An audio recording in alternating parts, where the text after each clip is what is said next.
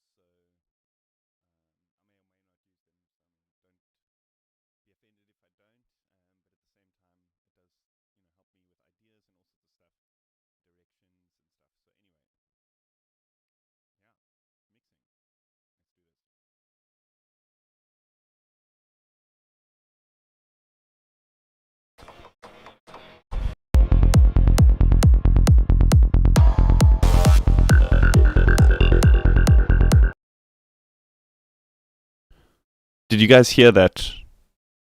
Me speaking now? Because like sometimes the first time the Stream Deck just doesn't like link up.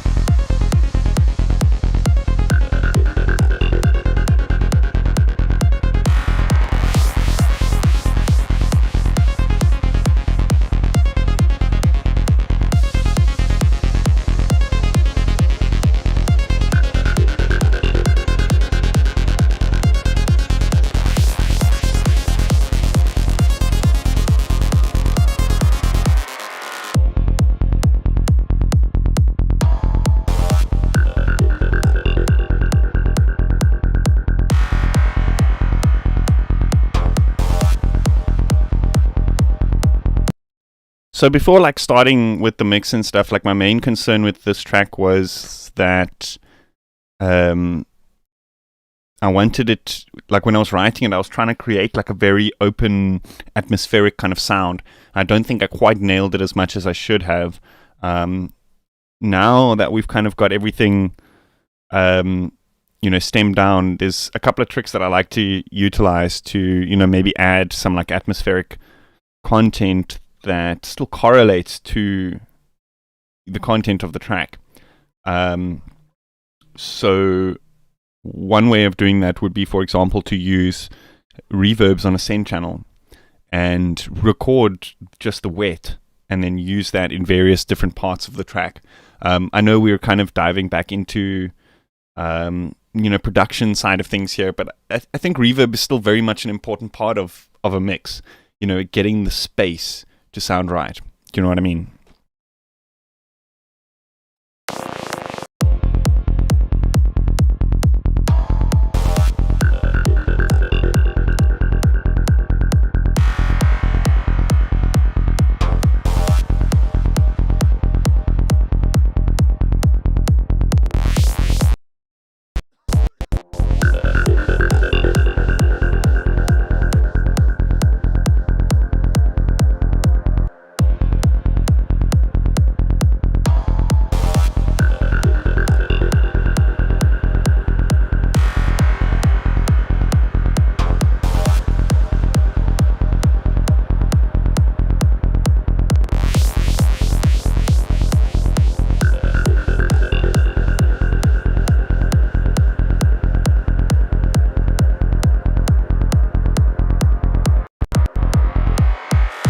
We can maybe sidechain compress this to the input of the kick.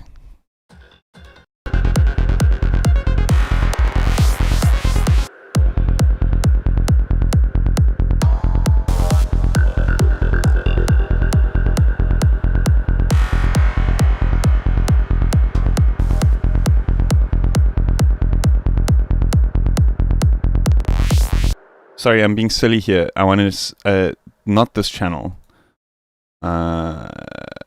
I want to apply these EQs and things and compression to the send effects, to the actual reverb channel over here. So we can kind of get like more of a pumping sound.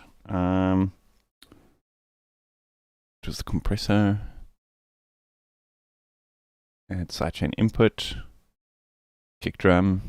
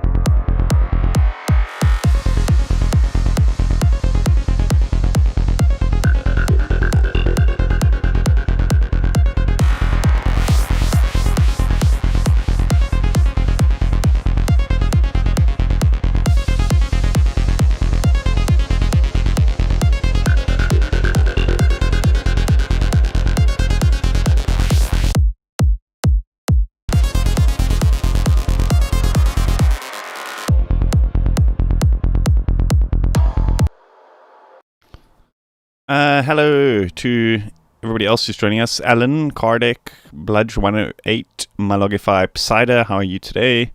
Andy K, how are you guys? Oh, well, I think I said hello to Andy K already. Anyway, hello again. You get a second greeting because you're a Patreon. And to Psider as well. You get a second greeting as well because you're a Patreon. Best Korean Jesus. I'm smoking weed. Good, bro. As long as it's legal where you are, then good. If it's not, then bad. Bad man.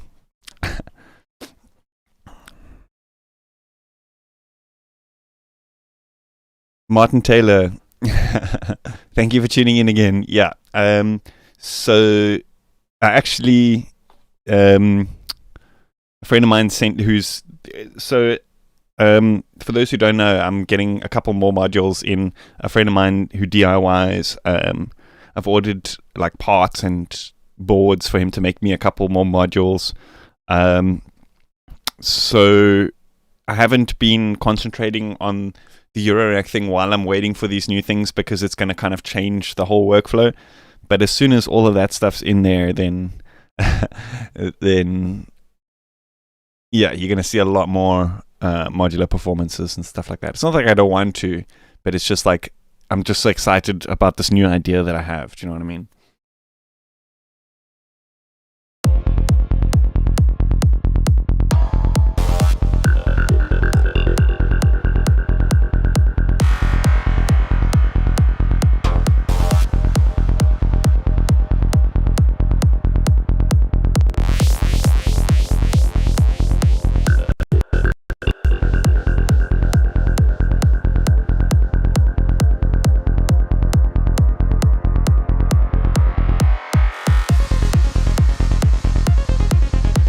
I feel like the kick and bass, they're occupying very similar territories.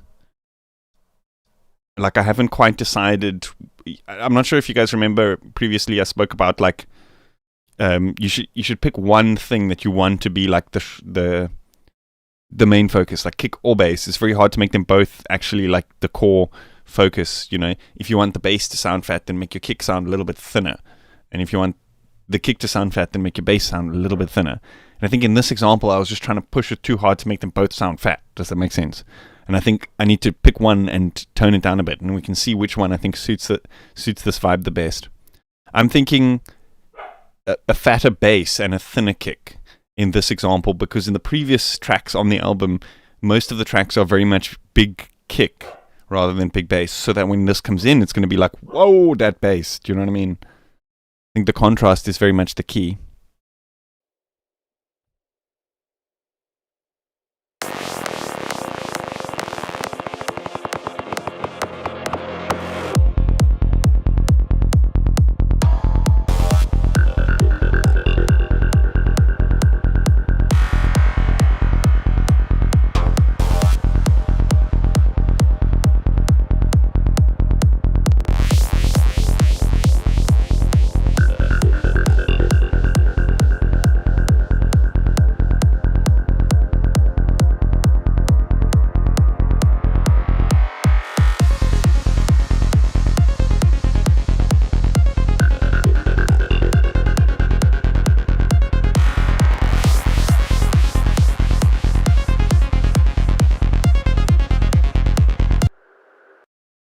Martin Taylor, you want to know the formant patch? It's the main thing was a high frequency. So most of the time when you're doing like FM and that kind of stuff, you're thinking the modulator oscillator is tuned below the carrier oscillator. But to get that particular formanty vocally texture, I tuned the modulator oscillator like up a lot. Like I just clicked. So you know you've got that octave switch on the modulator oscillator.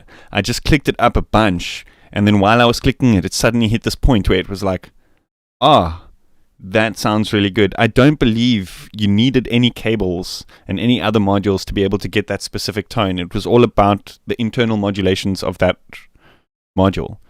So try just getting a nice FM, or in this example it would be phase modulation. Just try get a nice tone, like a grindy tone, and then tune up, use the octave switch to tune up that modulator oscillator a couple of times until you get like a texture that's like vocally. Do you know what I mean? But I am definitely going to do a video focused directly on that. But it's just at the moment the way that my modular is set up, there's a few things that are just a little bit inconvenient. It's, for example, like require me to use a computer and that kind of thing. And yeah, I'm also getting better quality outputs and stuff. So yeah, things are getting sorted.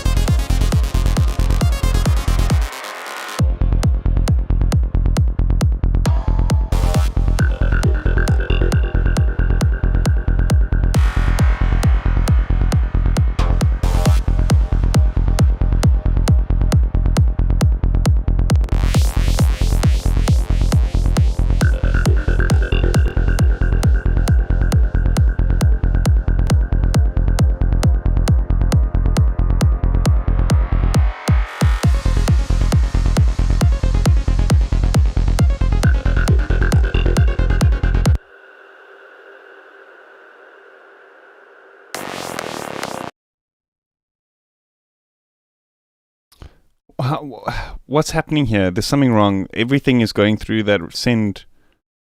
The kick? What? That's not supposed to happen. How did that? I just wanted to send the synths, not the kick. I don't want reverb on the kick. No thanks. Oh gosh. How's this for an EQ, hey? You barely have to even touch settings. It's just about like how you drive it into the preamps that kind of changes that sound. It makes it a little bit more present and punchy. Obviously, it shaved off some of that low end using the preamps low cut and stuff. But I feel like just driving the inputs in different ways. This is often how like analog stuff actually works, and you don't really get the same kind of versatility out of many plugins. Is the ability to like get different tones by just gaining the input in different ways. And the coolest thing about it is it automatically gain matches the output, so you can literally just drive that thing plus 24 dB, and it's not going to audibly sound louder. So it's not going to be like, oh, it's better because it's louder. You're just going to be able to quickly hear the difference in tone that driving the preamp does. Something super magic about these acoustic audio plugins.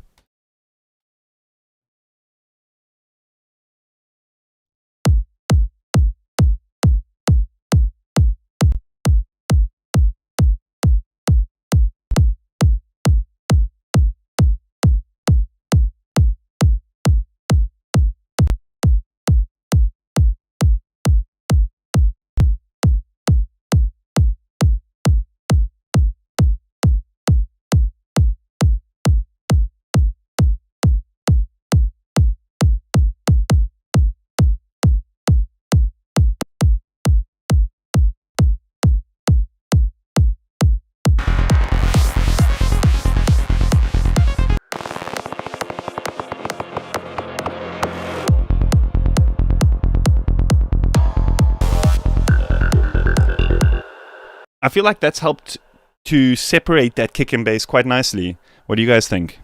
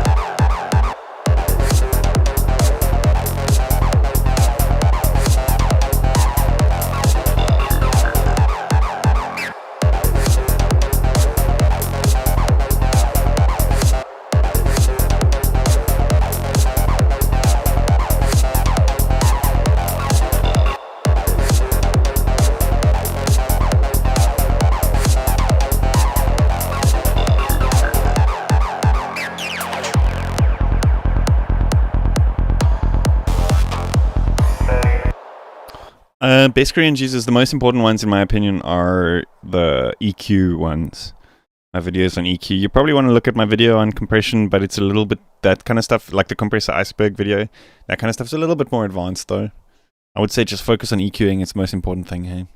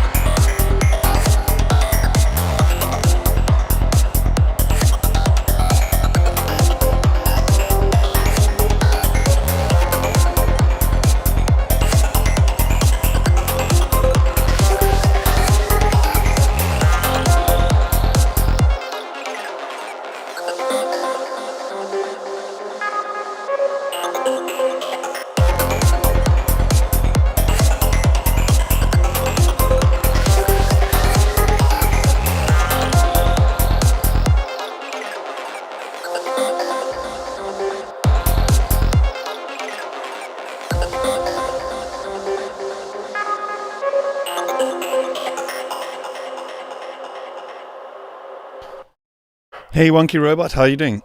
Stream marathon. I don't know. I might get tired later. Or might have a power cut, who knows. Lokesh, how are you doing, dude? And Cubase Junkie. Hello, guys. Hope you're having a good... Is it Monday?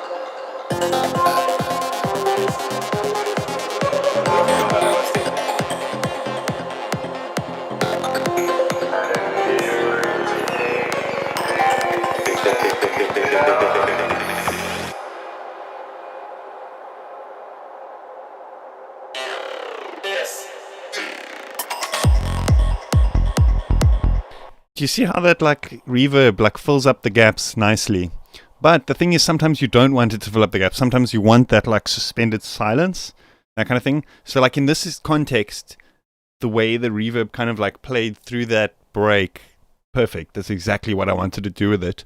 But there's parts here, as the track kind of gets more energetic, then I feel like using silence can create nice tensions.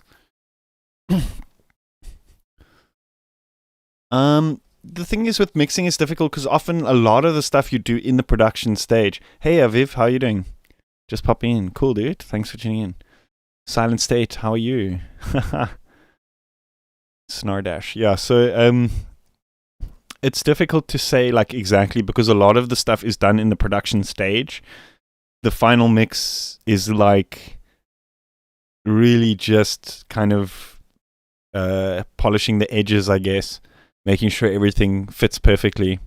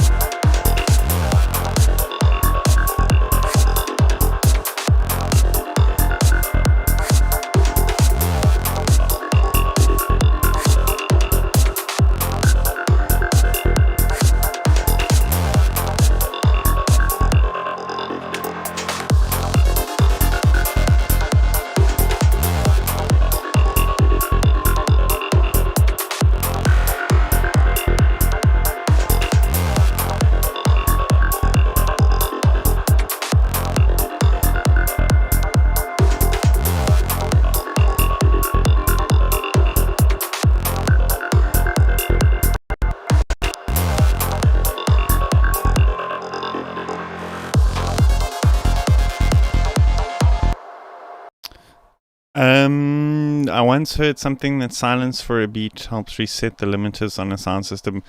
I don't think... Yeah, it would, but I don't think that necessarily that's such a good thing because then you would get that slamming on the first kick. Do you know what I mean? So it would be like the first kick of the bar would be like... But that is often the case with like really like badly tuned festival systems. You know the vibe, dude. It's like build up, build up, build up, build up, silence. One beat of like a climax and then down again.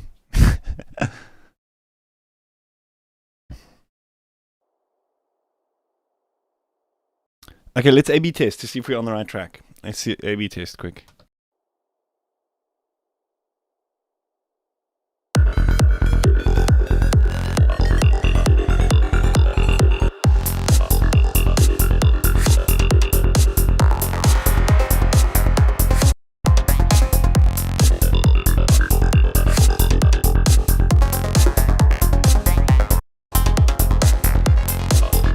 Oh, we're cleaning up that low end nicely, eh?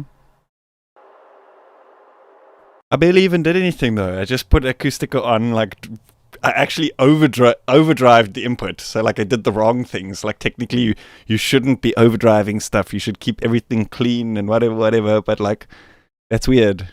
Sounds better.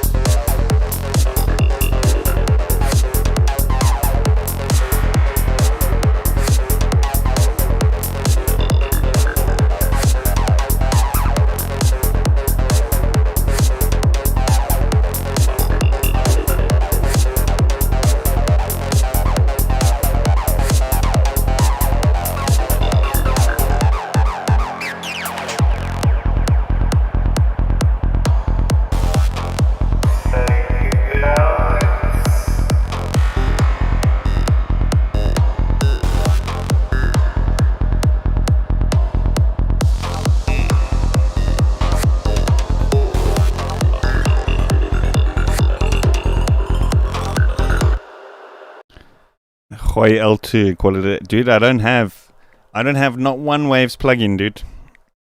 I gave up on them. Didn't even bother installing the ones that I did own. The whole updates thing, fuck that. Small windows, large CPU usage, noise, nah. Some are good, but it's not worth the hassle of all the stuff that it comes with. Do you know what I mean? All the extra nonsense that you have to deal with. Okay, that's the rant for today's stream.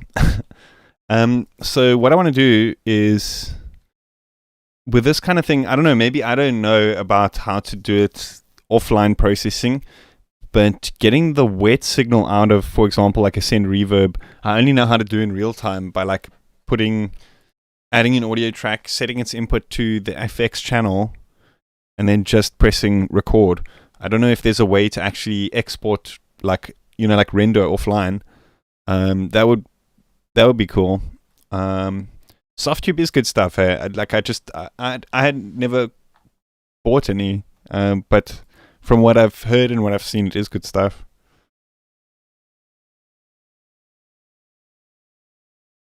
Kick and bass sounding very solid. Thank you, man. Thank you.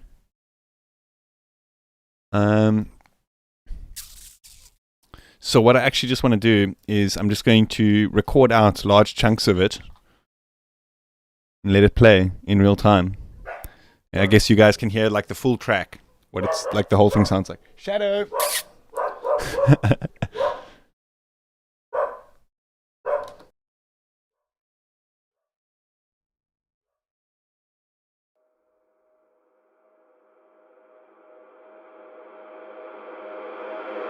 What do you know about LSD?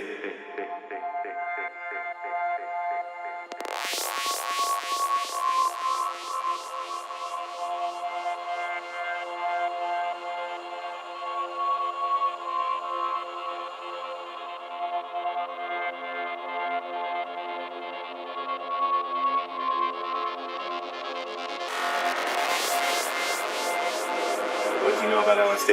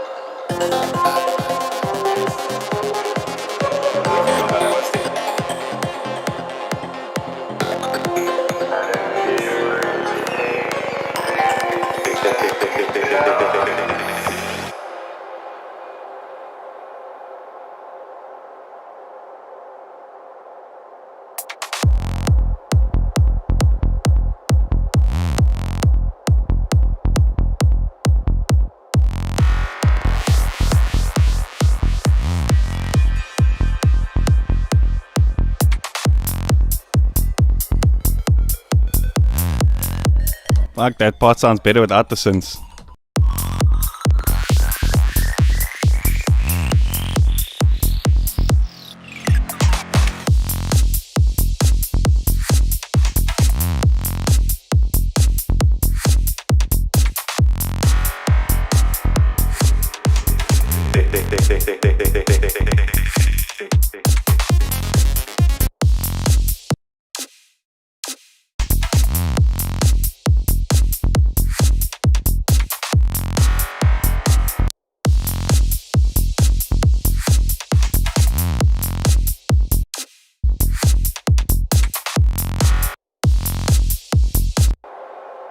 So the reason I cut it there is because, like, I like how that reverb fades out. And then I was thinking I want to bring the synths back slowly in without reverb. But so I cut it there to record the reverb tail just alone. Now that I'm hearing it in context, I think like the groove of the bass is felt so much better when there are no leads in this part. I was also just writing down, like, as it was playing through, like, writing down where I think I'm going to cut reverbs to silence them and stuff, so we can just play around with some ideas there. But just for shits and giggles, to try it out, what have I done? I want to duplicate, not delete. So just in case we do want to leave the synth in, I'm going to re-record like the end of this track with reverb tail. We can always choose to have it in or not.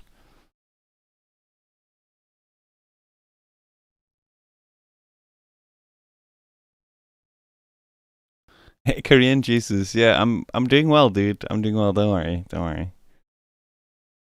Been up and down, but I'm on the path to doing better. Don't worry.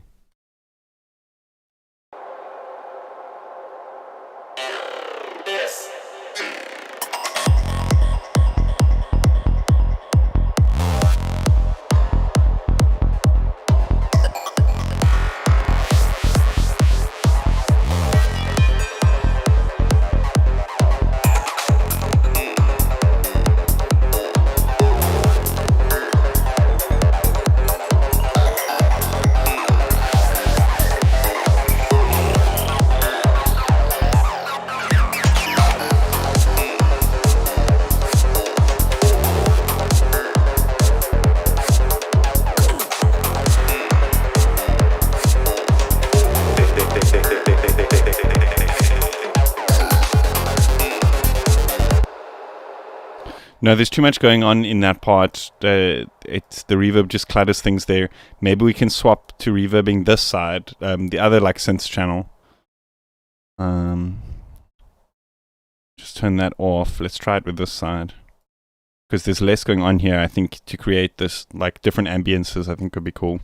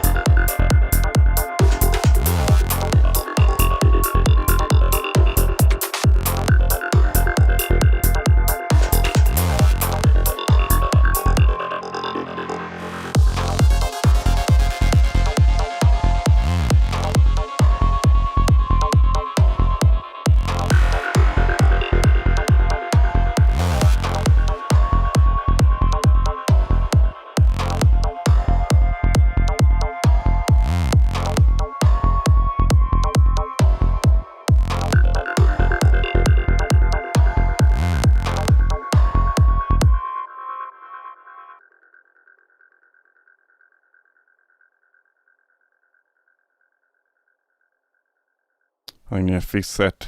It's like reverb just that last little chunk of that channel or something. Like faded in.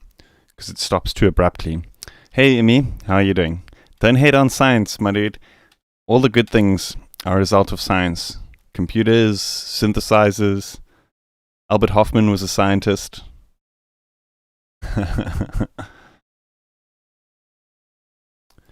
Lots of good in the world comes from science.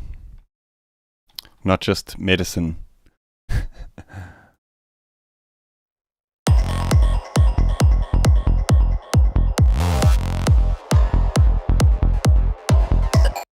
Hey, Asti Fassi, how are you doing? Hey, Toxic009, don't think I said hello to you yet. And blah blah Nix, thank you so much. I'm glad you think it's smooth. And thank you, Asti, for smashing that like button. It would be nice if everyone did the same. Thanks, Aviv. Glad you think so. Check you on the flip side, bro. Hopefully on a dance floor sometime. In the future.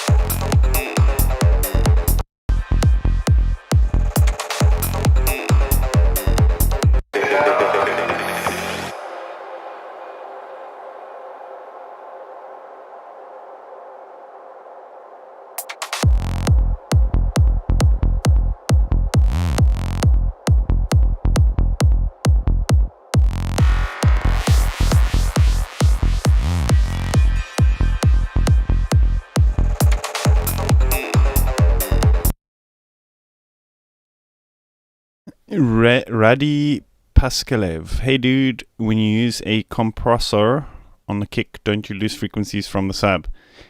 If you're using a good quality compressor, there should... Okay. Sorry, I'm wording this wrong because a lot of good quality compressors do color the sound, but most compressors shouldn't color the sound unless... So I think it's about knowing the tools, you know? If you're wanting to maybe remove frequencies from the sub, then you would maybe use a compressor which you know does that. But it's not a general rule of thumb that compressors remove frequencies from subs. That's an EQ. A low-cut EQ removes frequencies from the sub. A compressor changes the dynamics, which can be perceived by the ear in a difference in the frequency content, but on a scope, it shouldn't actually be doing anything unless it's a time-based function. So if your kick's sub is too high compared to the transient, then the sub content, because it's an envelope, then the sub content is actually going to trigger the compressor higher than the transient and then bring it down. But it doesn't kind of just how can I say?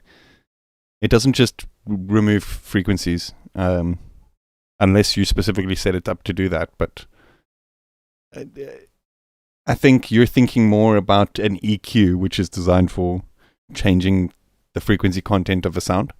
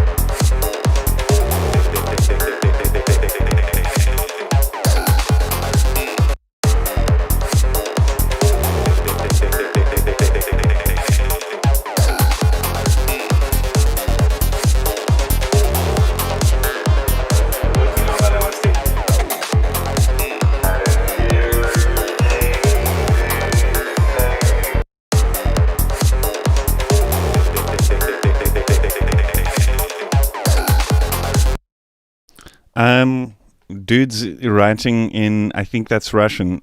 I'm sorry. I can't read or understand what that means. So if you guys want me to respond, then please, you can slap your chat into Google Translate and then just post me the English version. It doesn't matter if it's broken English. I can understand it much easier than no English.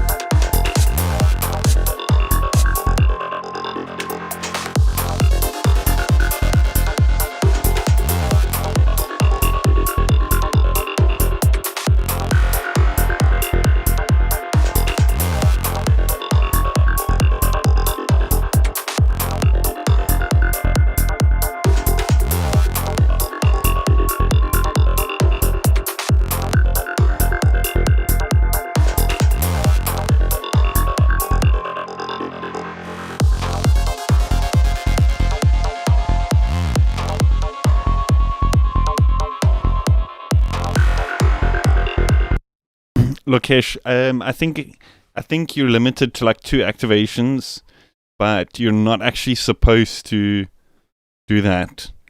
Sometimes if you do that and they catch you, they can cancel your license and stuff. It's in the terms and conditions and stuff.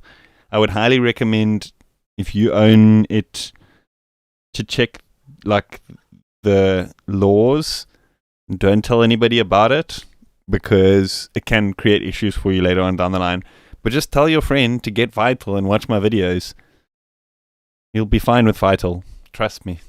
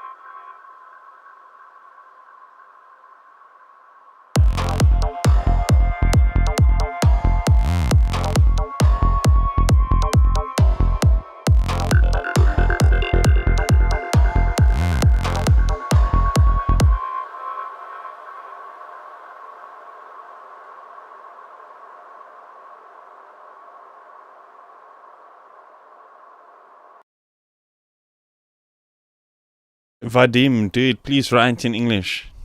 Please, you can just open Google Translate, paste whatever you're saying in there. Don't make me do it because I'm busy producing music now, or I'm mixing music now. So don't make me translate what you want me to read.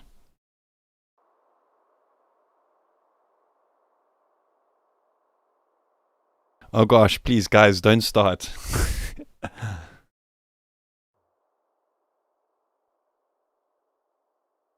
Do you want me to start doing my tutorials in native African languages? Because I can do that if you want. I can stop posting English videos. In fact, for the rest of the stream, I can do the stream in Zulu or Afrikaans. Should we do that? I'm joking. I can't actually speak Zulu. It's a shame.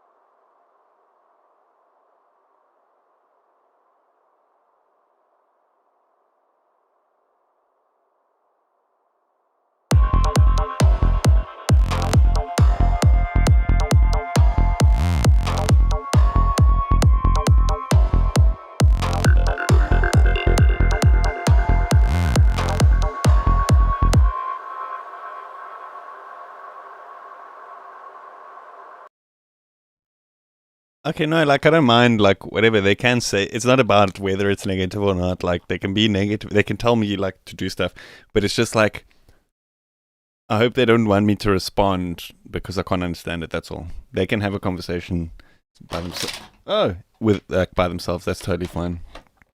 I'm completely destroying my studio as well.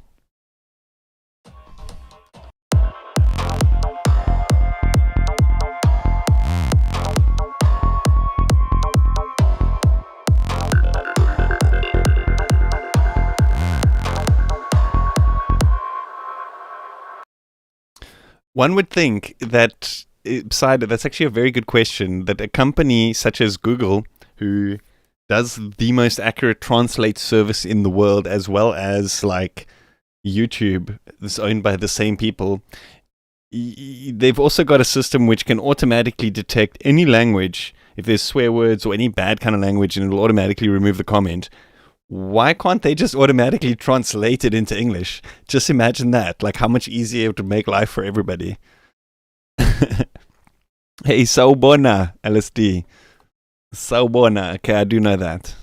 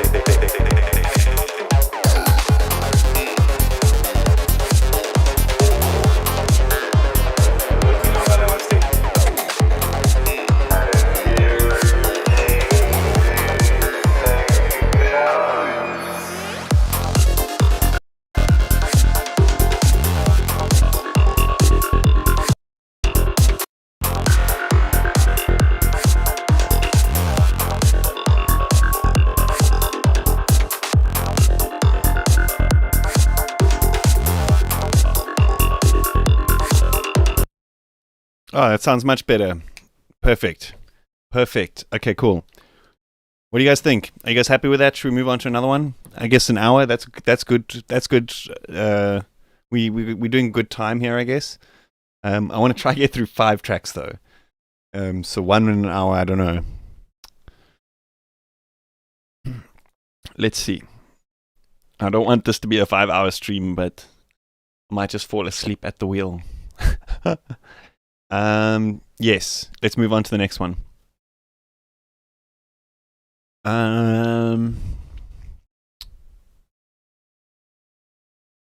New project, create empty. Which ones have we done already? We've done that one. Okay.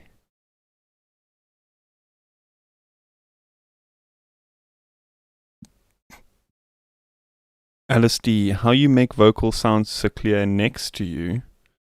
Do you mean like my speech here, this speech? Or do you mean in the track?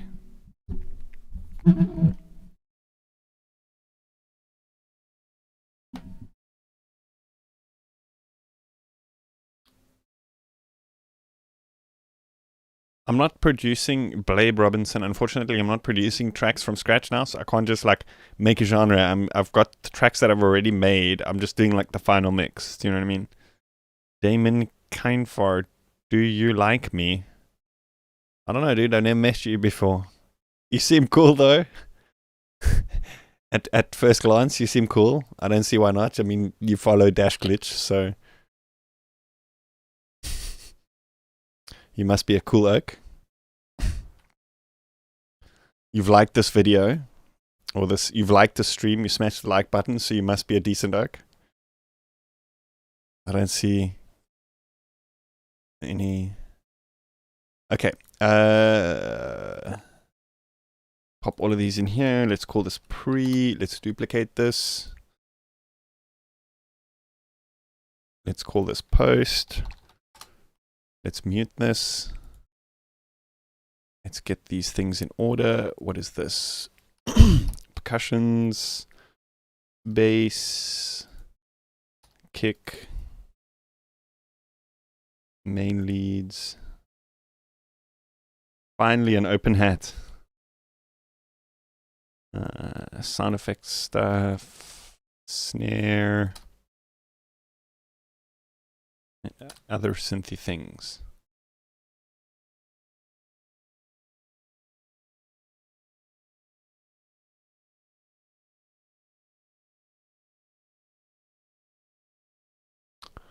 Hi, Damon. Hello.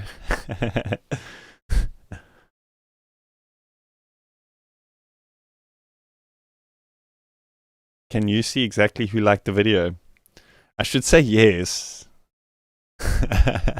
I should say yes, and that'll make a whole bunch more people like the video. I'm joking. I can't. It's the biggest mystery.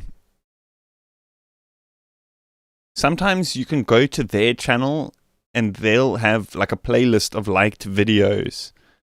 But sometimes I think it's automatic that that's privated or something. So sometimes you can see, but it's very difficult. Like it's a lot of work. Like I wouldn't go do it.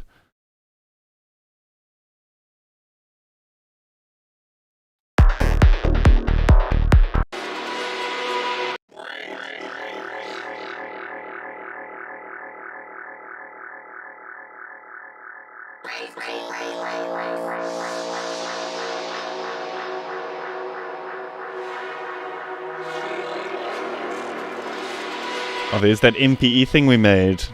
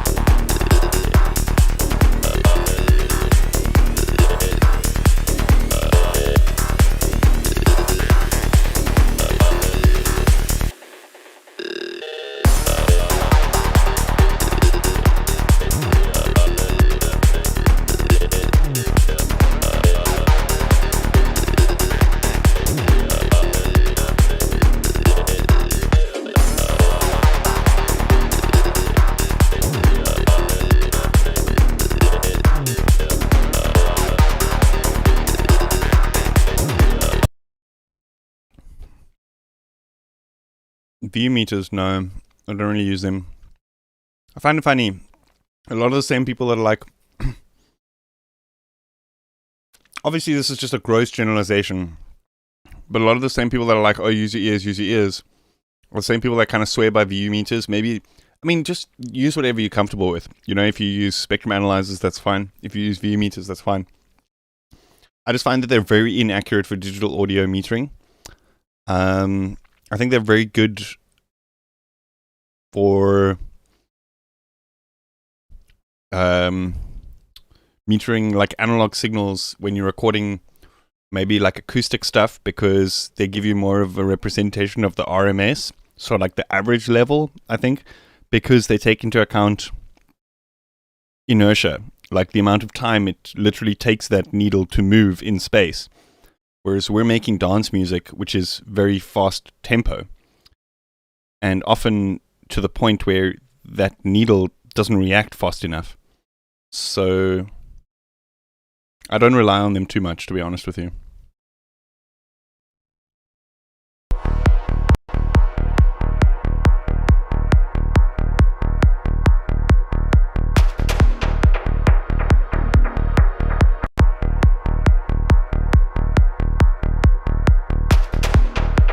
It already sounds very good. I'm not hearing much that we want to do, but I want to have a look at the levels of the kick and bass and stuff.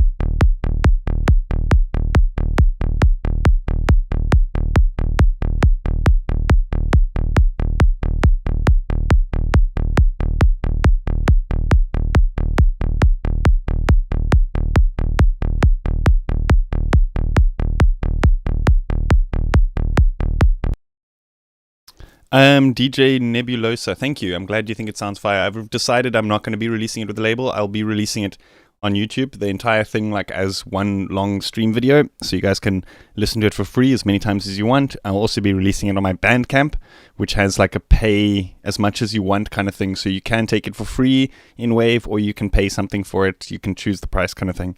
In my experience of releasing music over the past decade, I've released one album on Bandcamp, and the amount of support that you guys have given me just posting the videos, like posting the tracks here on YouTube and the Bandcamp as like promotion for the Bandcamp stuff, like the amount of support that I've got that way has been absolutely incredible, like more than I've ever got releasing music before on Beatport and all that stuff. So that's definitely going to be the way that I'm going in the future. It's not something that it's tough because I can't say, oh, everybody do Bandcamp, you're going to be successful that way. It's very much packaged in the whole like YouTube promotion thing as well as Bandcamp thing. So it's like, do you know what I mean? It may or may not work.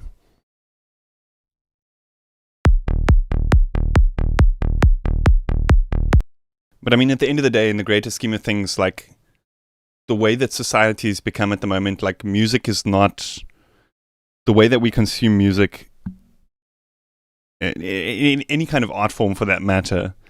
Media music, photography, anything, is no longer, the media itself is no longer the product.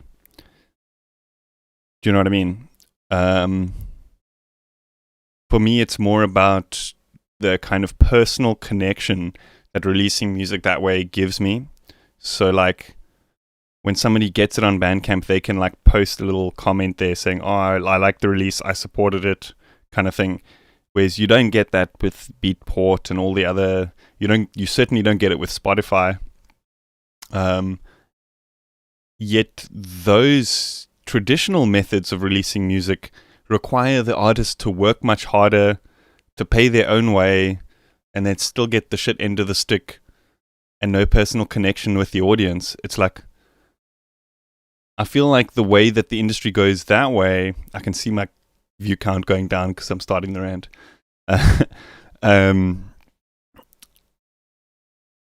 It's kind of taking the kind of essence of art out of the art form. And for me, as somebody who teaches it, I feel like it's so important for me. Like, I teach the technical side of things, but I feel it's so much more important to like portray the essence of what the important thing is. The important thing is not making money from music. It's not being able to be a professional producer. It's having fun. It's being able to express yourself.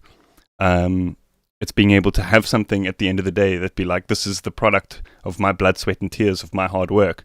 Do you know what I mean? And I think creativity is so important as a part of human growth, because you're able to personally look back and say like, I made this track and then I made this one and I got better, and then I made this one and I got better. And it's no longer about releasing music and making money or anything like that. Do you know what I mean? It's on a personal level as well as just connecting with other people and stuff like that. I think that is much more of an important thing. Anyway, back to the technical stuff.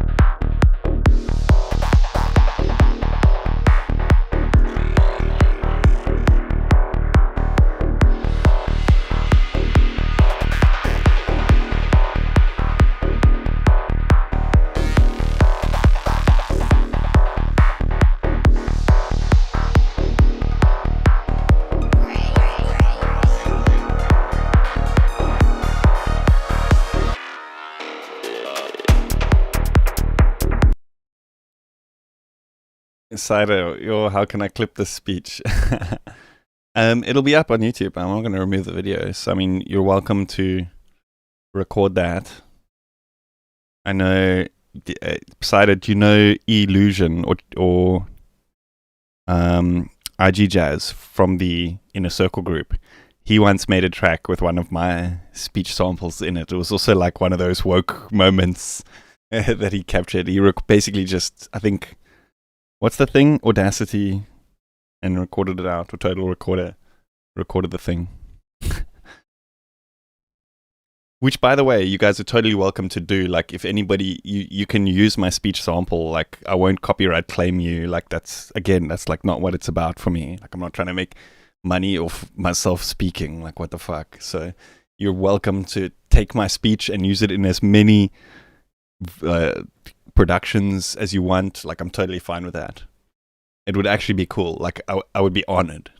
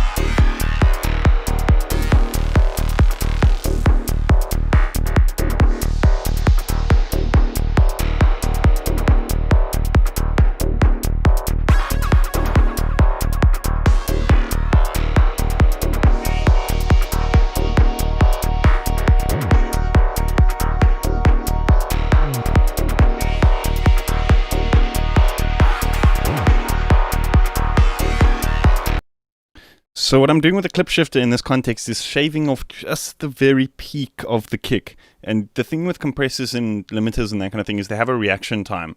So that true peak often comes through of the transient.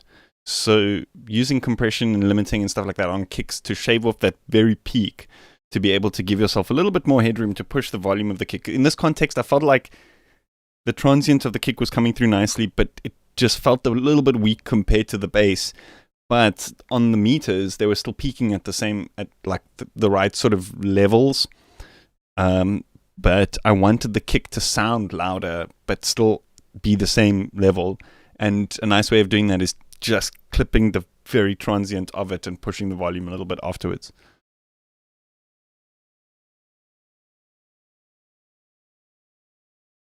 I don't want to use it for music. It's just something that is very deep and meaningful and has to be preserved. Yes. Yes. Yes, dude.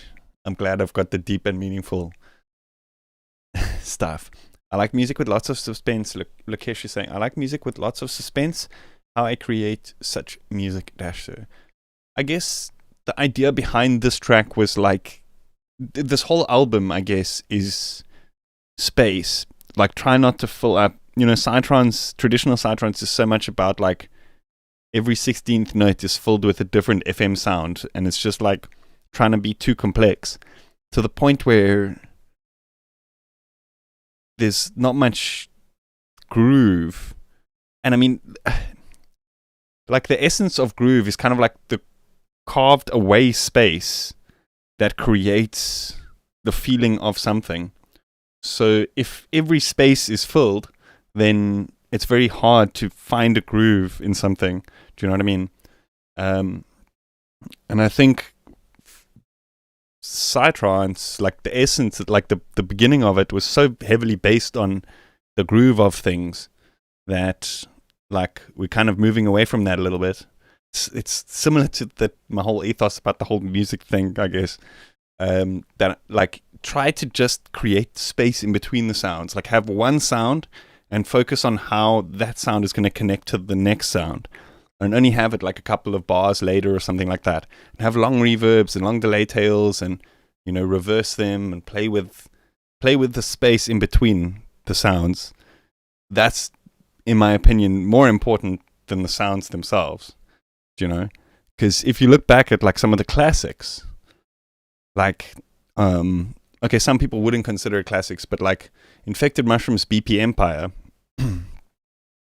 and those like older classics, it's just a kick and a bass, and then like a sound, and then things in between, and then another sound, and then things in between, and then there's a main lead somewhere in between the track. But I feel like a lot of the modern Psytrance is like the track starts, and it's already like as the first kick comes in, the full percussion loop is there, kicks, bass, everything is full. Snares, hi-hats, everything is already there. And then there's not much space to move. There's not much tension to go from there if you've already given away the full prize. If every space is already filled, then you can't fit stuff in. Do you know what I mean? So the TLDR of that whole blabbering nonsense is try to just simplify things and work on the processing. Don't focus too much on like, I guess it's weird because I do a lot of sound design stuff, but try not focus too much on the sound design. You just load up a saw wave, just beep once, and then just put on a long reverb and play with how that sound is used in the track as opposed to how complex that particular sound is. Do you know what I mean?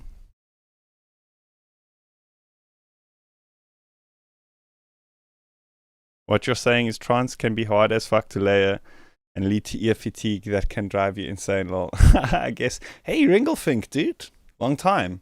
How are you? You go, Rook. Yes, space silence is needed. Absolutely, dude. And Carlo, Poletti, how are you doing?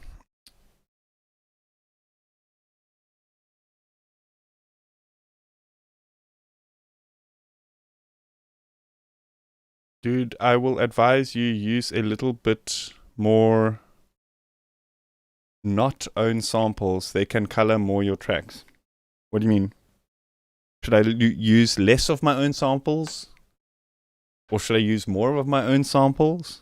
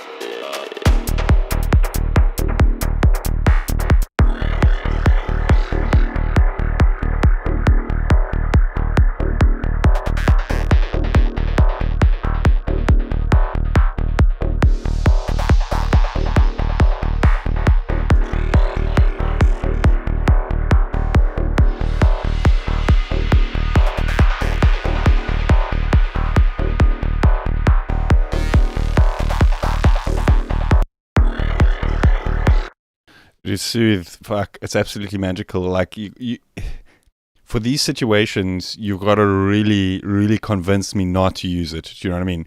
Because here we have like a comp channel, so it's like 2 leads that have been comped, or several leads that have been comped down to like a single audio channel.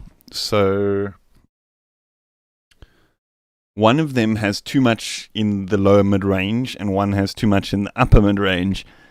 And I don't want to just EQ both of those, because then we lose the body of all the other sounds in that range, and then the mix will start to sound a little bit thin. So I want to use Soothe to like hone in to just those frequency ranges and only adjust it when it goes above that threshold that we set. You know what I mean? Like, this thing is absolutely magic.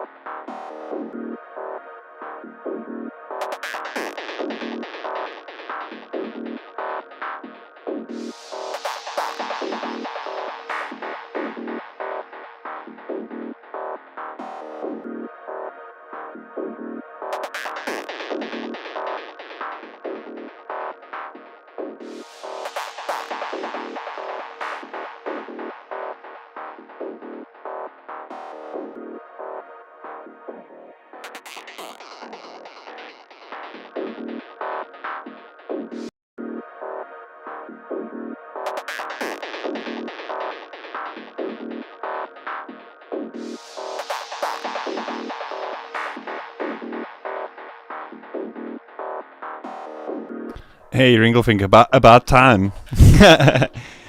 Just watch, everyone's going to, dude.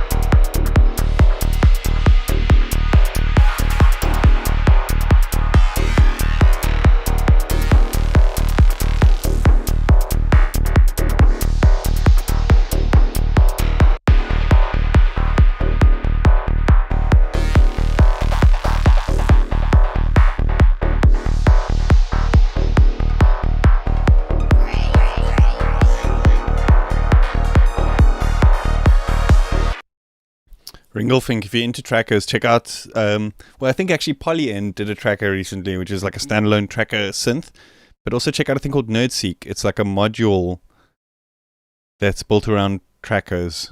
It's pretty interesting. I don't gel too much with the tracker interface, to be honest with you. Like, for me, I'm more of an audio melding guy, like playing with audio sample. Like, I make the sounds, then I render them to audio, and it's about like that. I'm not so good with the composing on MIDI level. Do you know what I mean? Andy Post, how are you? Guy, you're damn awesome. I wish I had this technique 30 years ago. Thank you, man. Just put in time, man. And just listen. Just listen. And if you doubt what your ears are hearing, look at spectrum analyzers. And you'll be good, man. Get a nice treated room. I mean, mine's not nice and treated, but it's as best as I can get for now.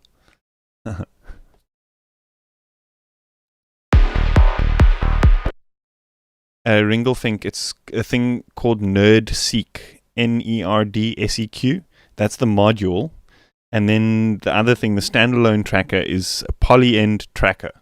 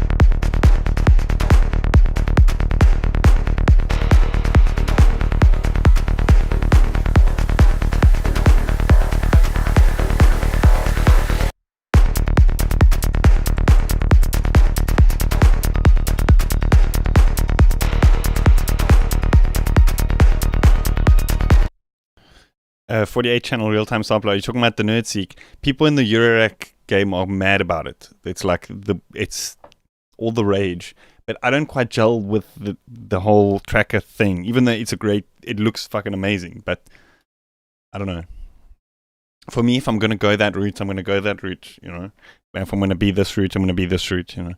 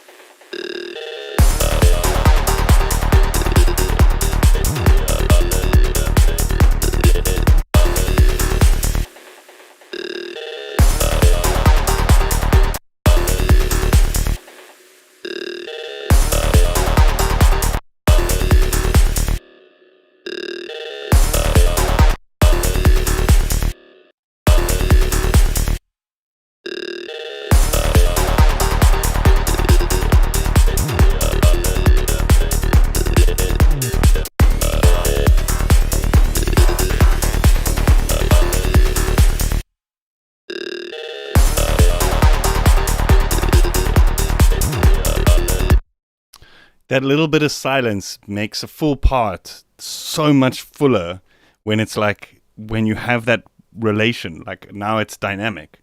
Now you can hear how loud something is because you heard how soft it could possibly be. Does that make sense? I swear everything is contrast. Everything is contrast. Dude, anything is good for Psytrance bass lines. Like, if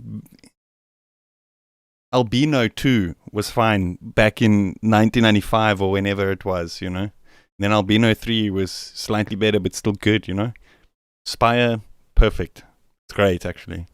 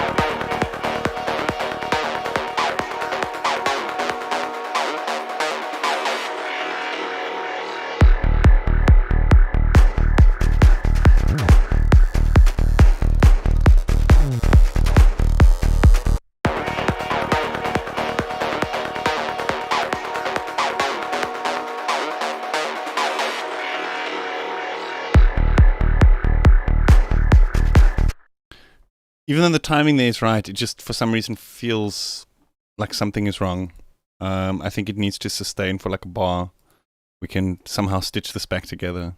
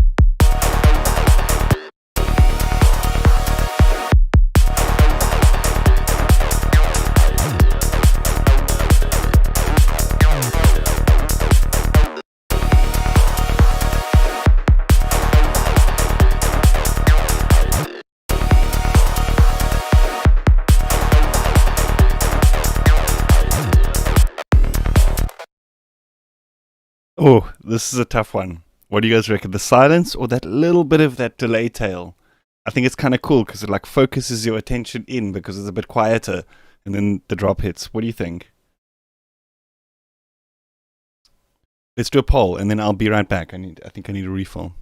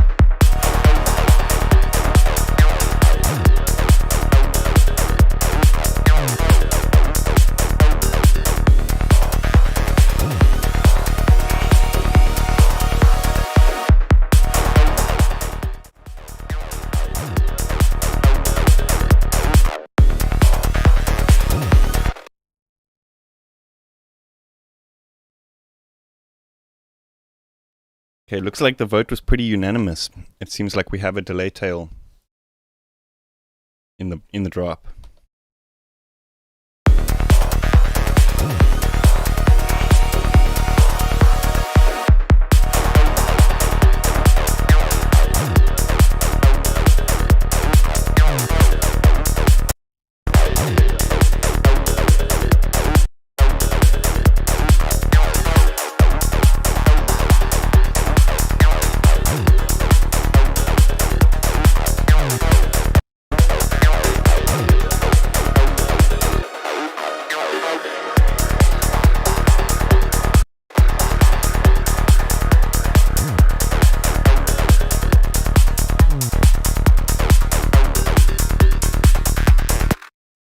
I'm actually very happy with this. I'm very happy with this mix. Sounds much better than the pre. I'm ready to move on to the next one. What do you guys think? Should we do another one? I'm trying to get 5 tracks done. And yeah, it's about an hour. Yeah, we're going at about an hour a track, which is not bad. We're making decent enough headway. So, let's do a new project. Create empty. Let's see what's next on the cards for today.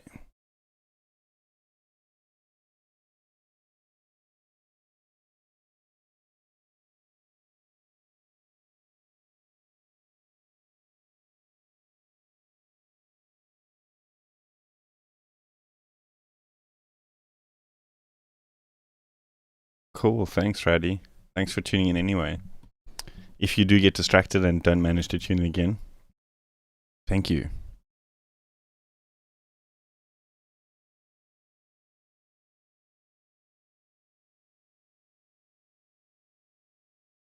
It says Genesis, but that's what is not the actual track name. That was just the video that this track was made in. It was like the track that I made during the...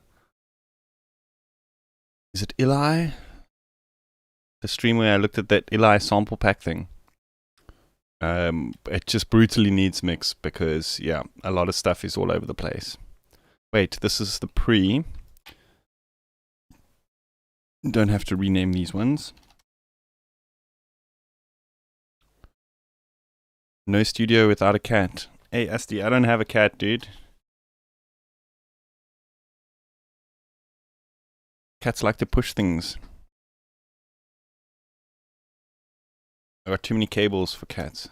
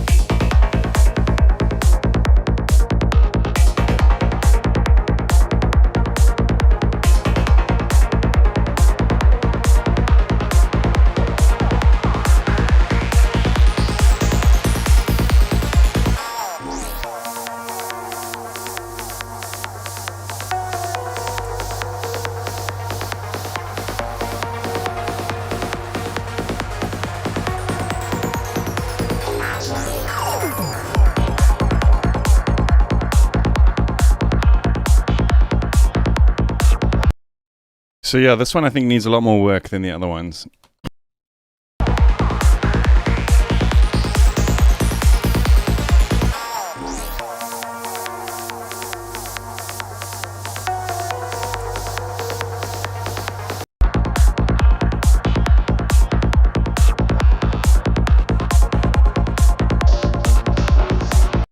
I think I'm just going to go to like where like there is the full track, like hats and everything, and then I can just start mixing it from there. I think that'll be easiest. Punch in the BPM here. I can make loops and stuff.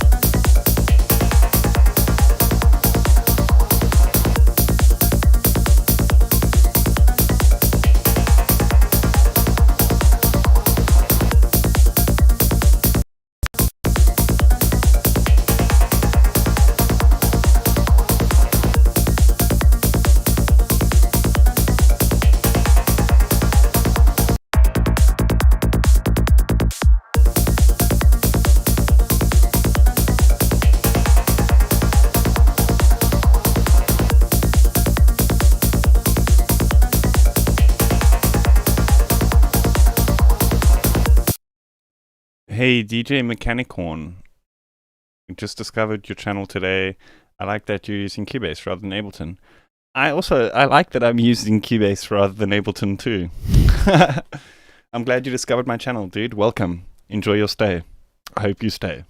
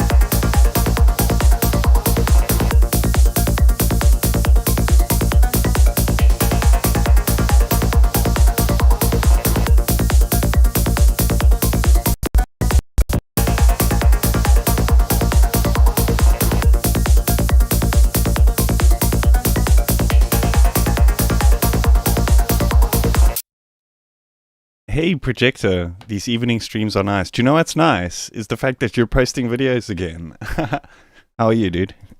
Hey, Lil Davis. Suffist, how are you as well? Yodash, is this the one with the Eli sample? It is indeed. That is exactly the one. You have a good ear and a good memory.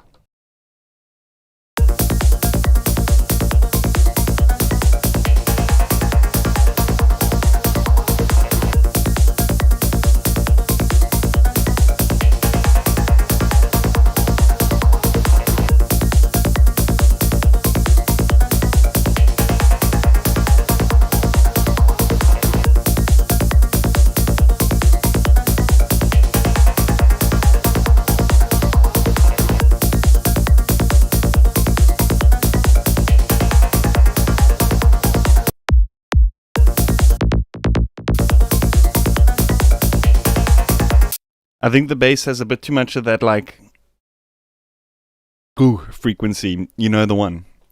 Let's try honing in a little bit on that somehow.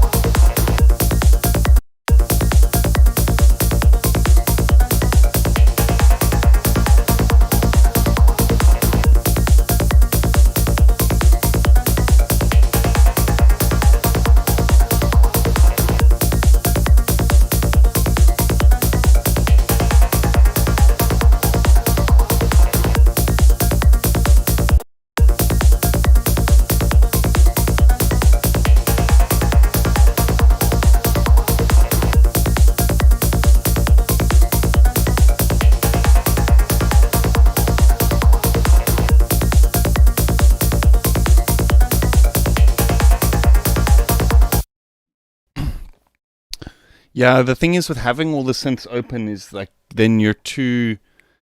I feel like I'm always too inclined to just go in and start editing stuff.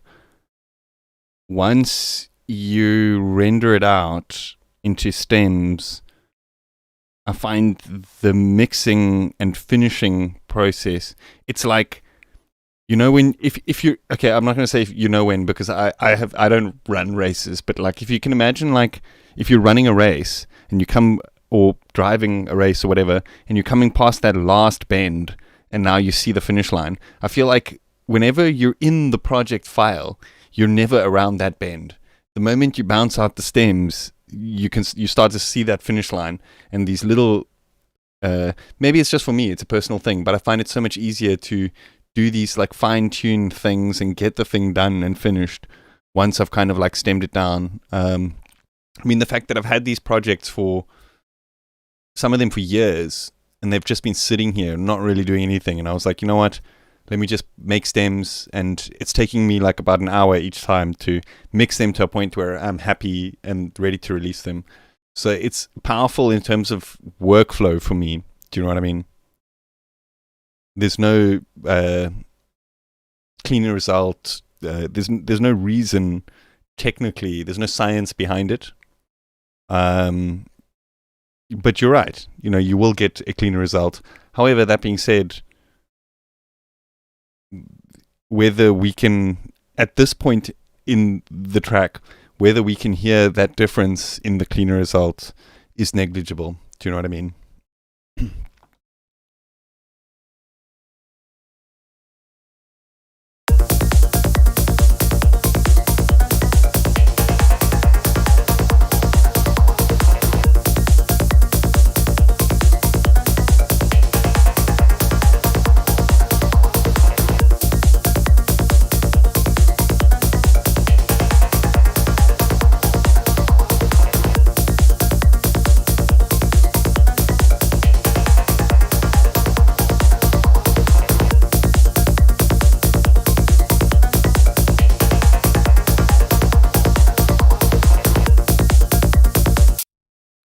I mean, the thing is, for me, like, if there's a problem with anything else, it can generally be fixed with the stems.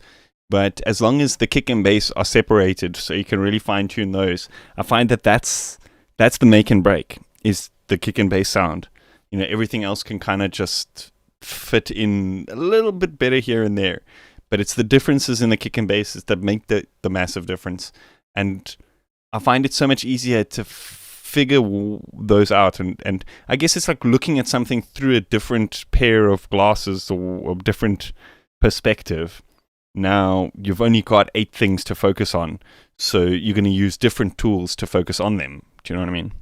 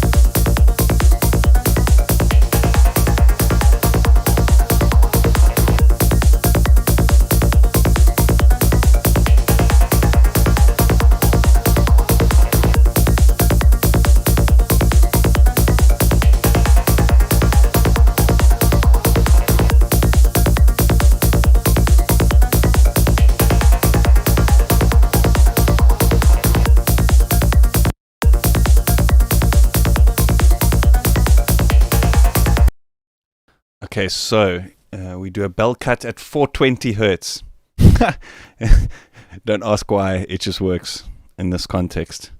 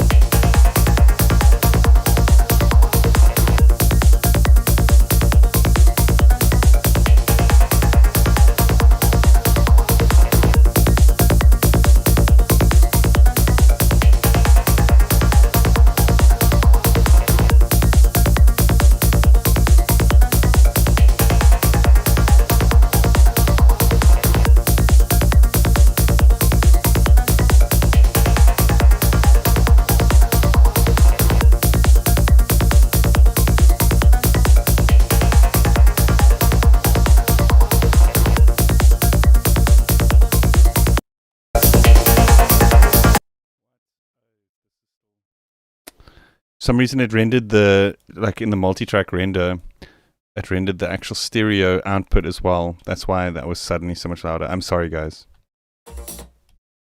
But also, the channels were louder for some reason.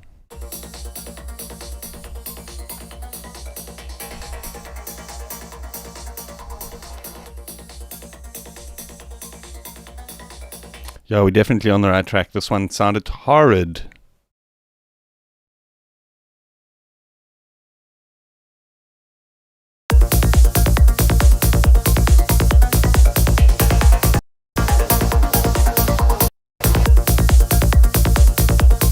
I think we've squeezed the hats a bit too much though.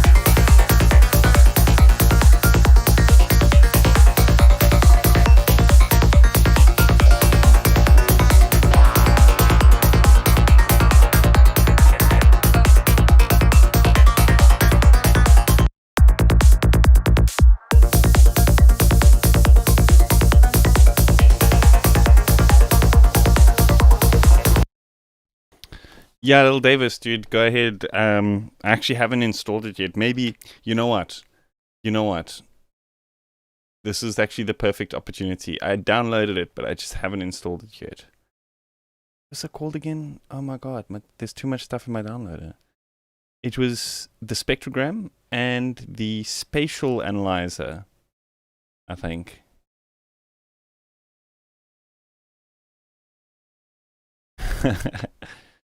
Microsoft Defender prevented an unrecognized app.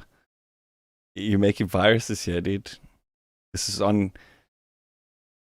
We've now got it live. If this is a virus and all my shit breaks. Let's see. It's a 32-bit, dude. It's not going to work. Is there a 64-bit version? It looks like it's a 32-bit. Or is it a 64-bit? Let me know.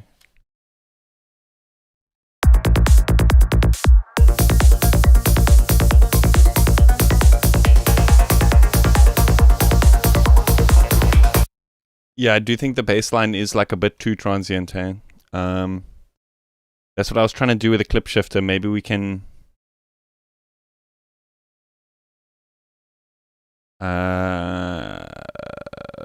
snap heap, transient shaper, and then go negative with the attack on the transient shaper.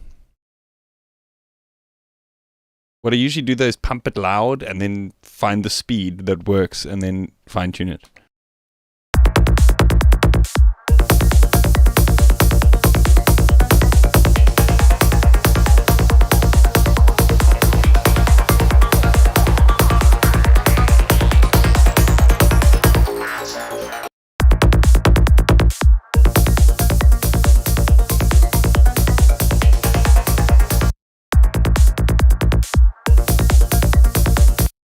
I'm going to go try with multipass. I'm going to see if I can actually grab just the first transient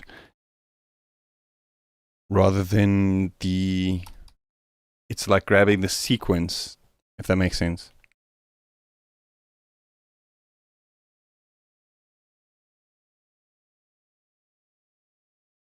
My eyes aren't working tonight for some reason.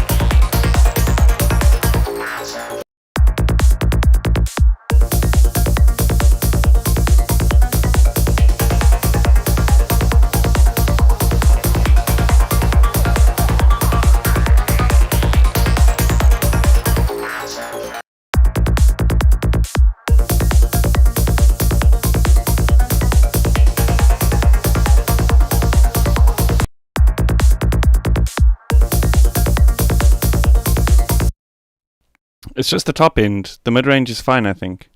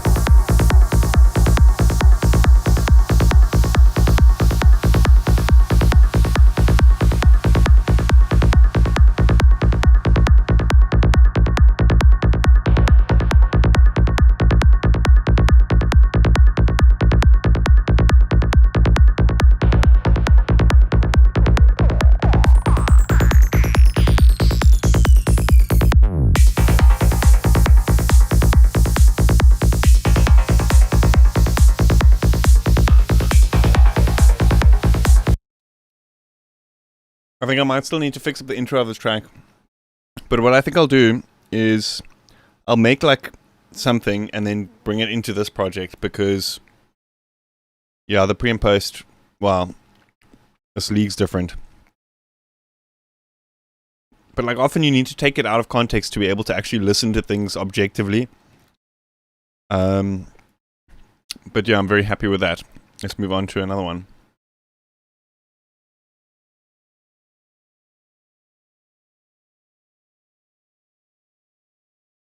What else do I have here?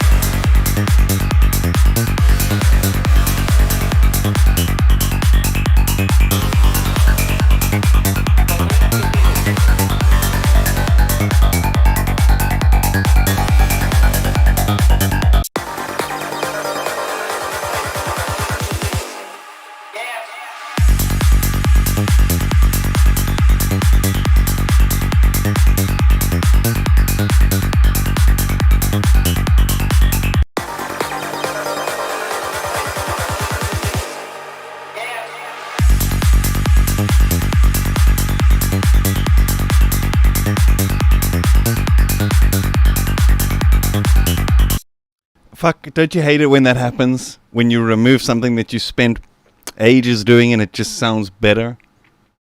The clip shifter is absolutely a magic tool, man. I prefer using clip shifter to when when most people would traditionally go for something like a compressor or whatever, unless I'm looking for a particular like transient control or something like that.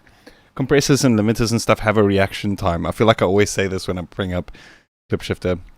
But compressors and limiters have a reaction time, so they often don't control that first transient.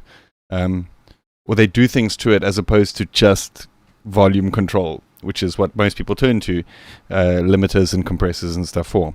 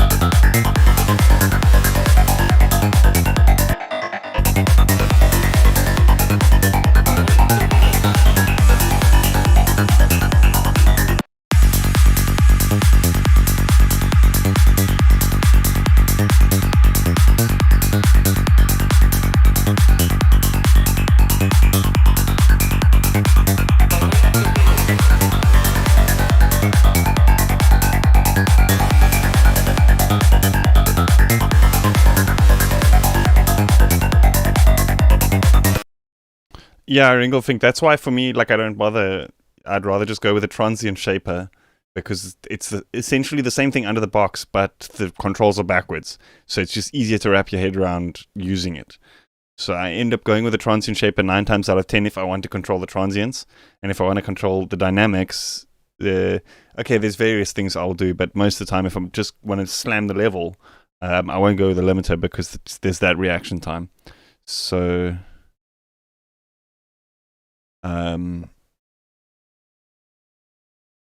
yeah, clip shifter all the way. And it's free. I think it's free. I don't remember paying for it.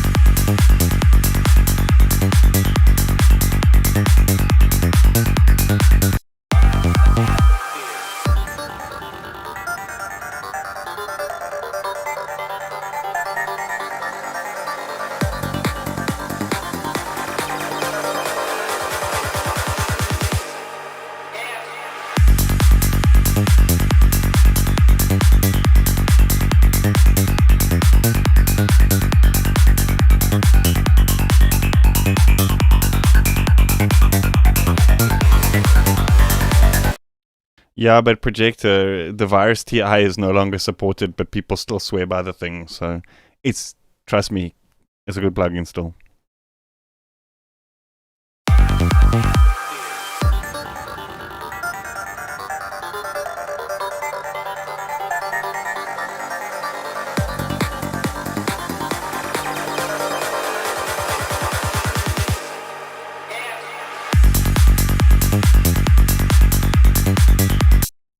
It's so weird. That's the second time somebody said the vocals in my track sound like they're not in the song, they're in the room.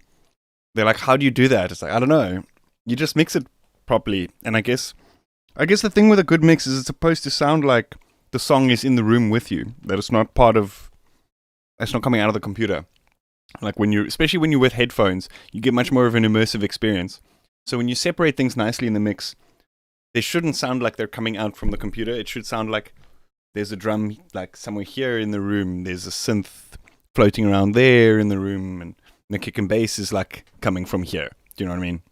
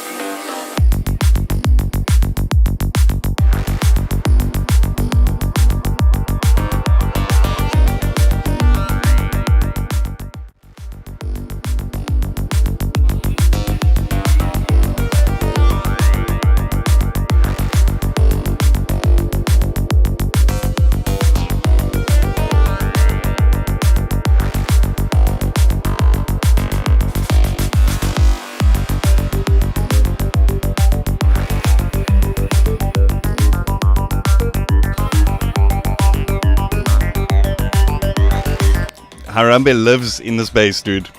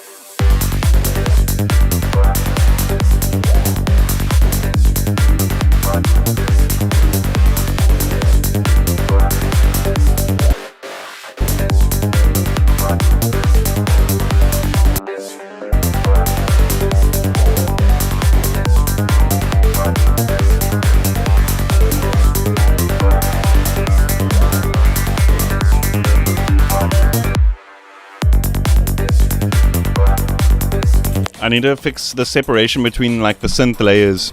They feel like they're too much in one.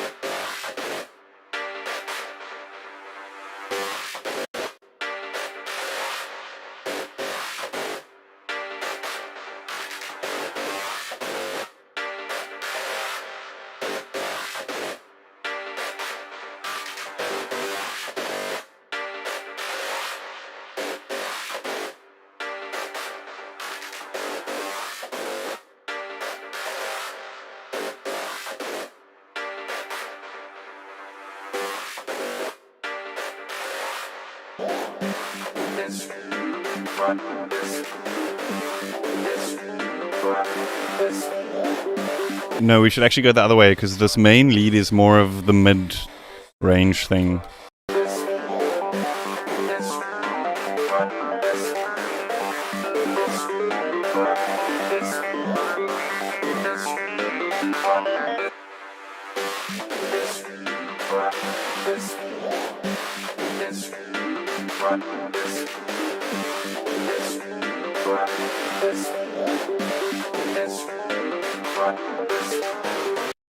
You know what we can do, which is a fucking sweet trick. Let's not EQ that. Check this out. Let's put multipass on here. And let's use the sidechain input from the other synth channel, from the main synth, or main leads channel, and just duck out using like sidechain compression on just the mid-range. We can do it on several bands, but we're basically trying to cut out the mid-range of the one lead when the other one has mid-range in it. Do you know what I mean?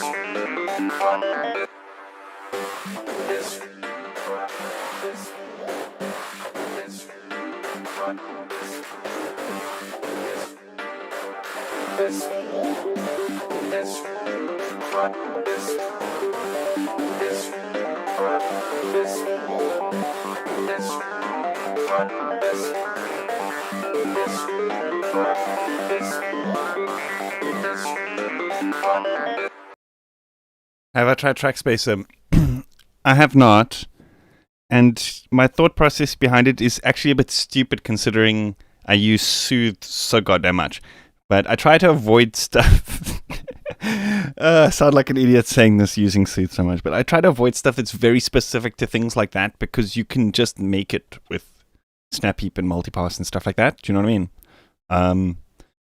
So it's a cool idea, but it's very, very specific. And that kind of thing, I try to go for plugins that are more prone to experimentation, that allow you to try things that maybe aren't, do you know what I mean? That it's not specifically designed for and that kind of stuff.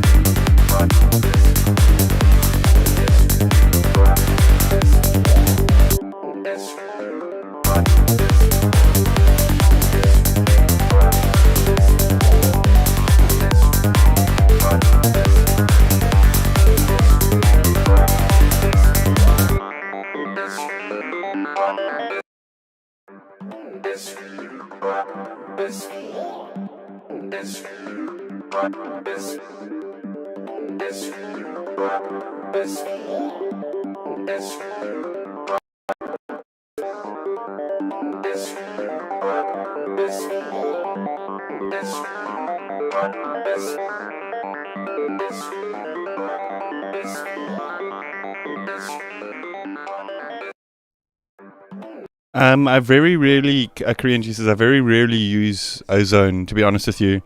I find it's designed more for just like slapping it on and getting stuff to do auto things, which I'm not a big fan of.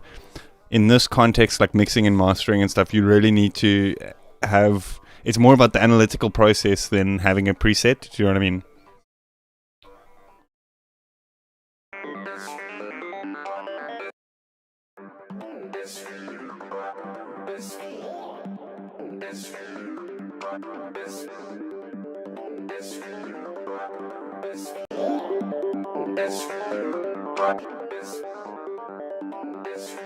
Fuck, this thing is magic.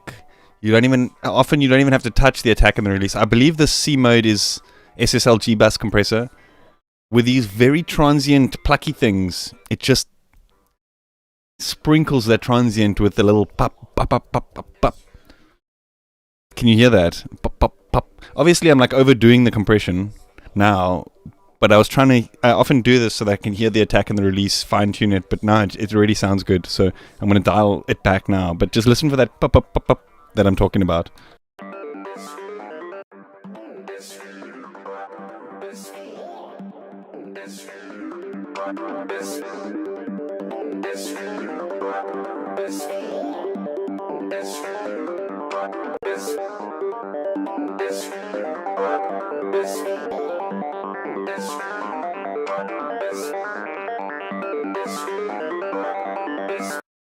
It just like adds this groove to stuff that it's stuff that's already very transient that might sound too digitized. It kind of gives it this nice pop, pop, pop, pop, pop. Exactly. Sprinkles it with sand, some analog sand.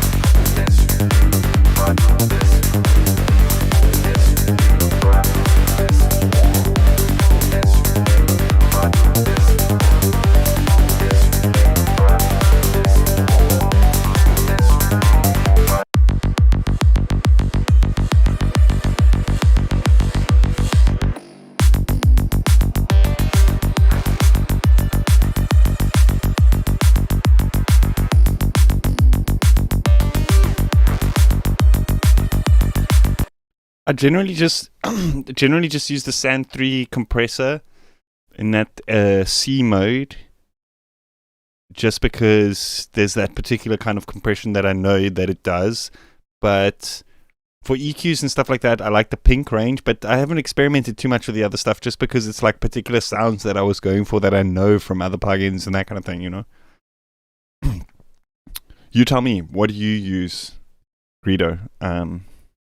For what purposes?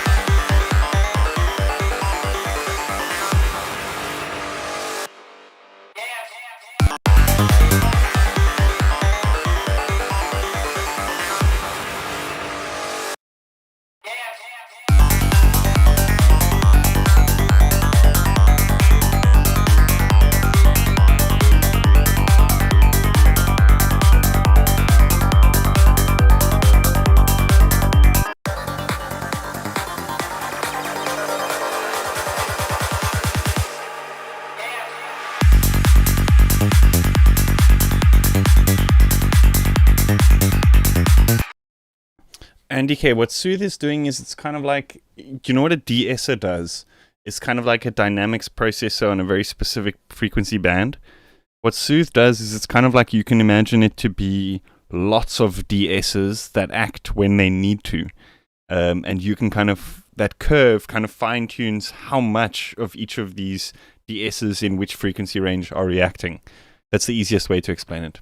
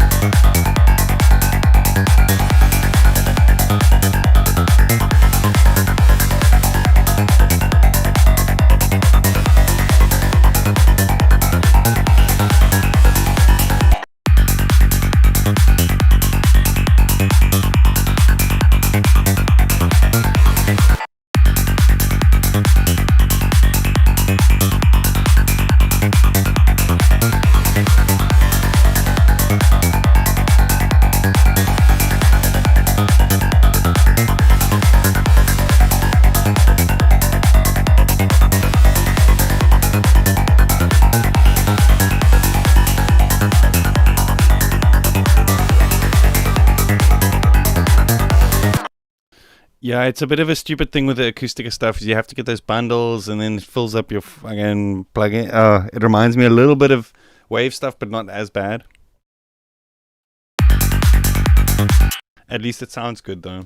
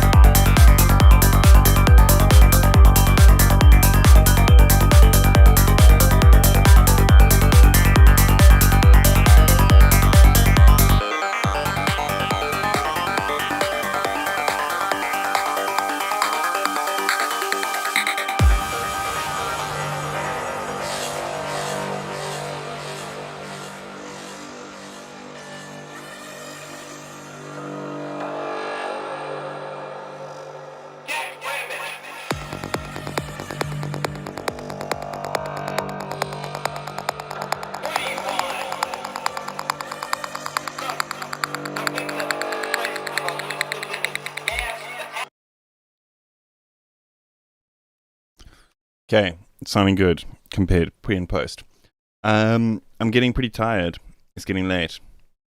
So I'm probably going to call it soonish, but I'm thinking, should we do a playthrough of everything from beginning to end as it stands here? I think one or two of them, I think I maybe did off stream, so maybe you guys didn't hear that. But for those who maybe missed the last stream, or for those who have tuned in painstakingly to the whole series or whatever and want to just hear where we're sitting so far, I think that could be cool. What do you guys think? Should we do a playthrough from the first one to the end?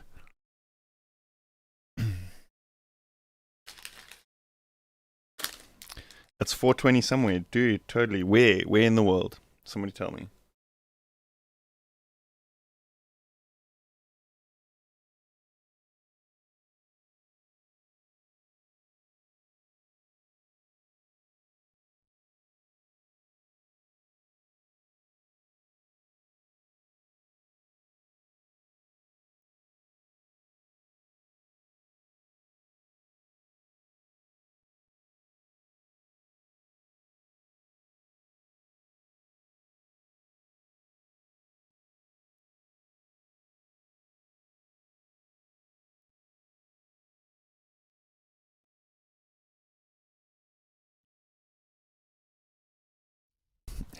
Hey, Psybur.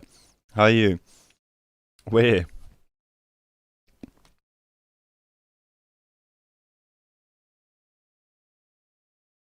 You're in America, right? For some reason, I thought you were in Europe.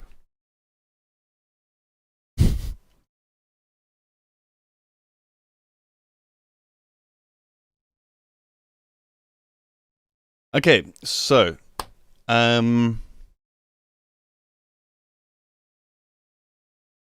I haven't rendered them all to. Some of them are still not 100% happy with, but I'm like 80 to 99% on most of them on the mix. But look how quickly the project opens because they're on my SSD. And also East Coast USA. Ah, yes. So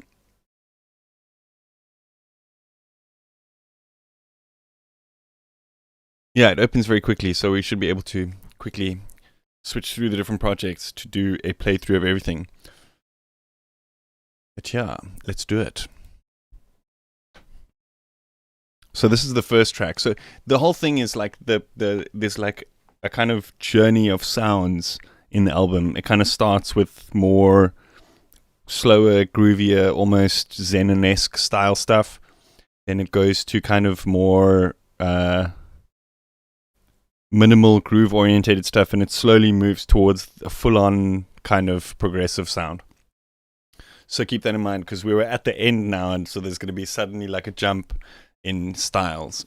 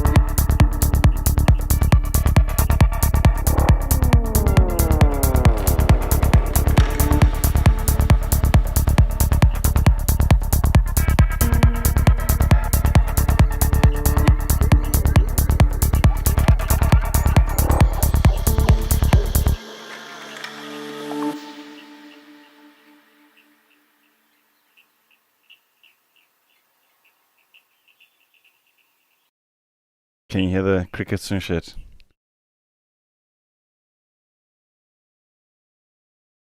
That's from Neisner Forest. I recorded that.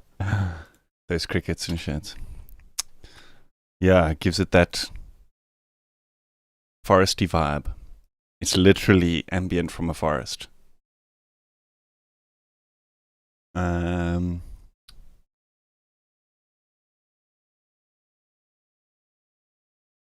Thank you guys. I'm glad you dig that one.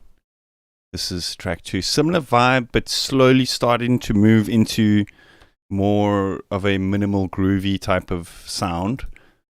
The first one is kind of more of like an intro track kind of thing, but not quite an intro because it's still danceable. Do you know what I mean? I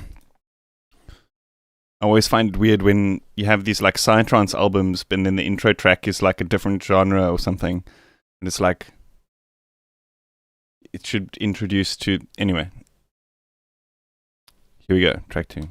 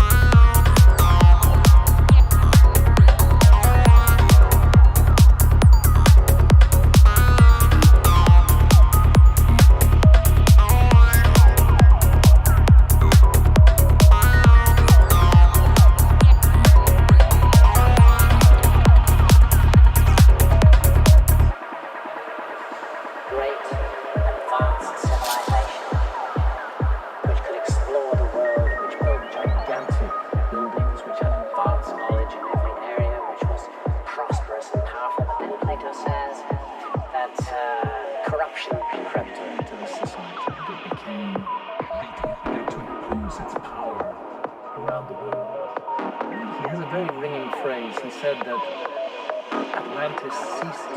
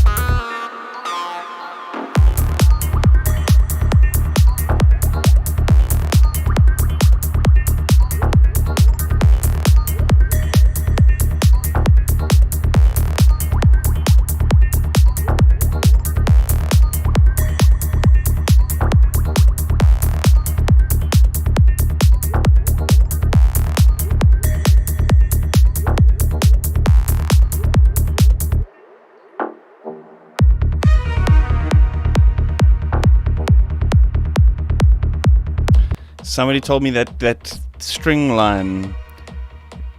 A friend of mine was listening to it, and they told me that sounds like the sound from Who Wants to Be a Millionaire, and I can't unhear it. I shouldn't actually say that, because now, fuck, I've ruined the track for everybody.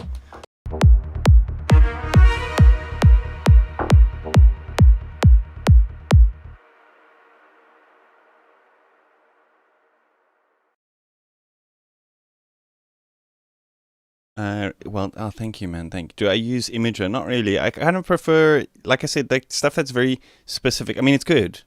Imager is good, but I kind of prefer just doing that kind of thing with, Eurythmic. With multipass and the stereo tool in there. Okay, track 3 I'm still working on. And so this is track 4.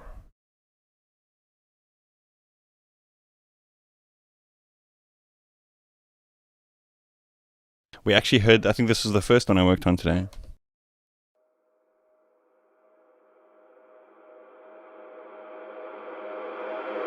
What do you know about LSD?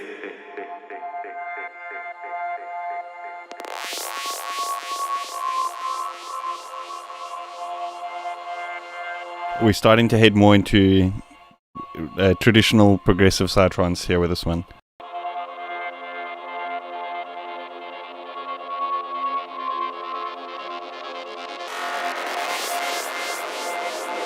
What do you know about LSD?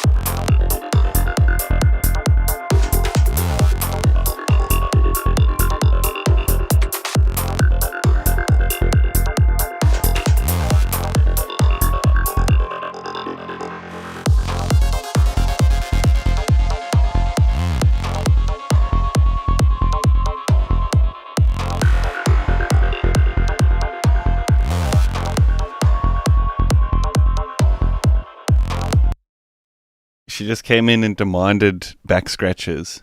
She like parks herself like under my legs and just like basically scratches her own back like on my legs until like I give her back scratches. I don't know if you saw that. Like I was just chilling and then her tail was just like wagging all over the place, like getting all up in my business.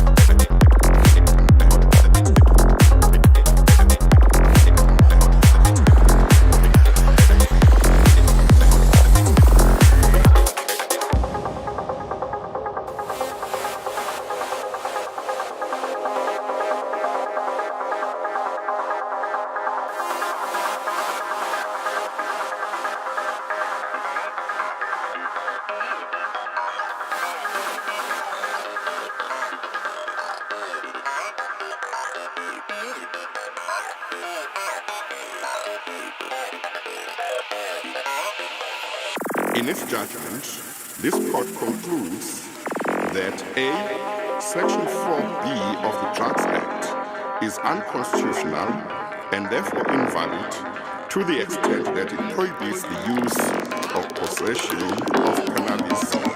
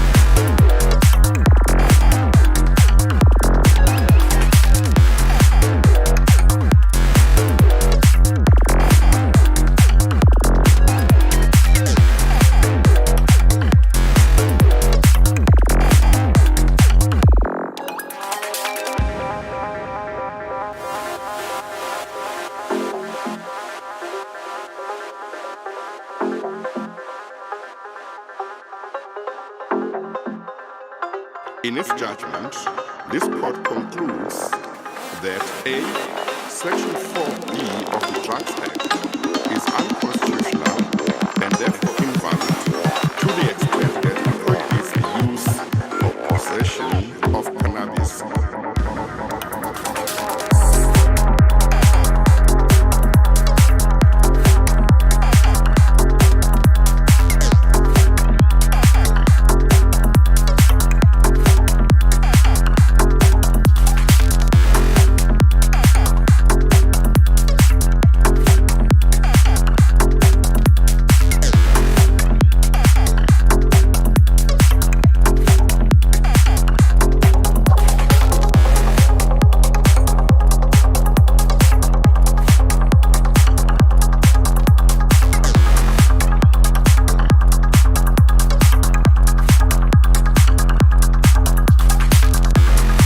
I think this one should actually be before the previous track. I think the previous track is a bit more full on it, but I'm still trying to like decide the whole progression of the entire album and stuff.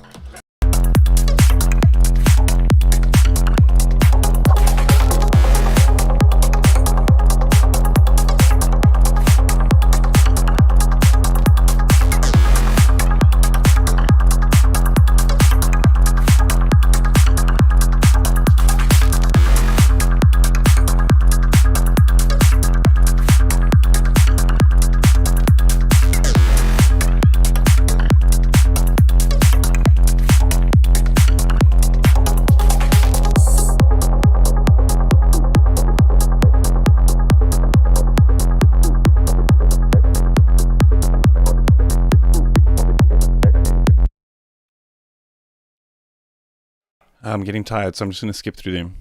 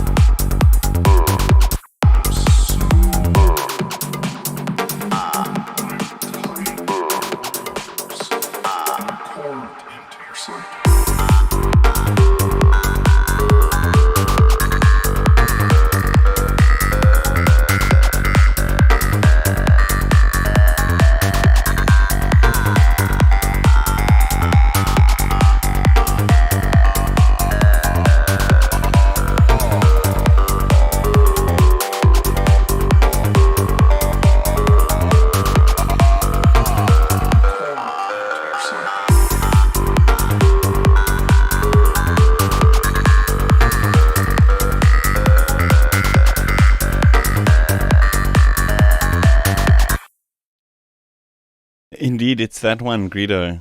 That one with Steven.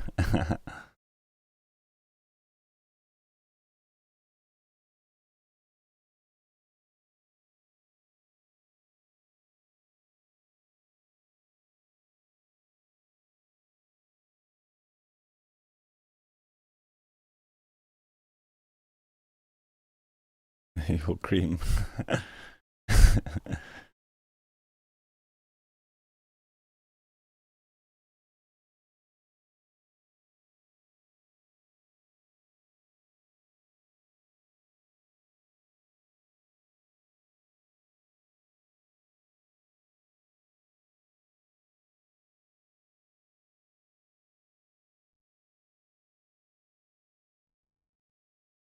The trick I found to getting like the performance sounds to like really stick in your head is to make it sound like just to start off sounding like you can kind of hum along to it.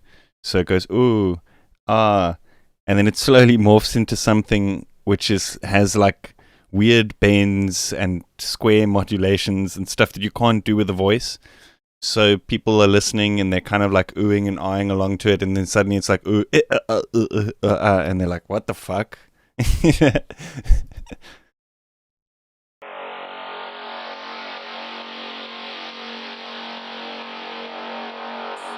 That's the pro tip right there.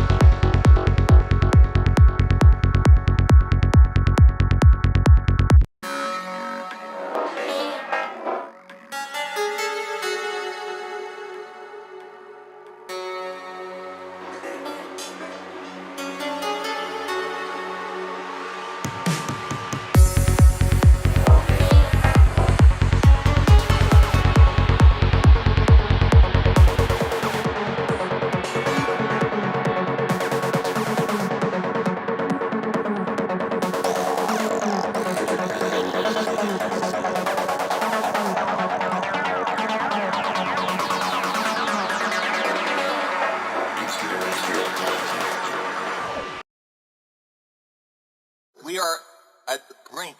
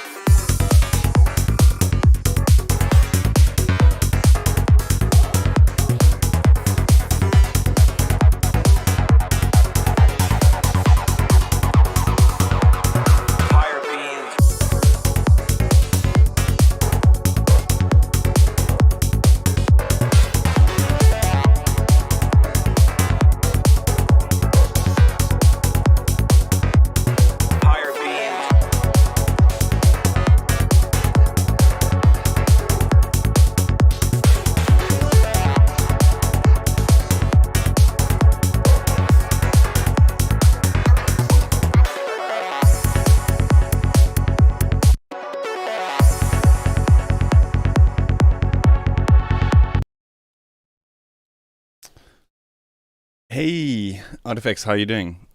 Cool, you're streaming. I'll probably tune in for a bit before heading to bed. Just listening through all of the mixes that I've done so far.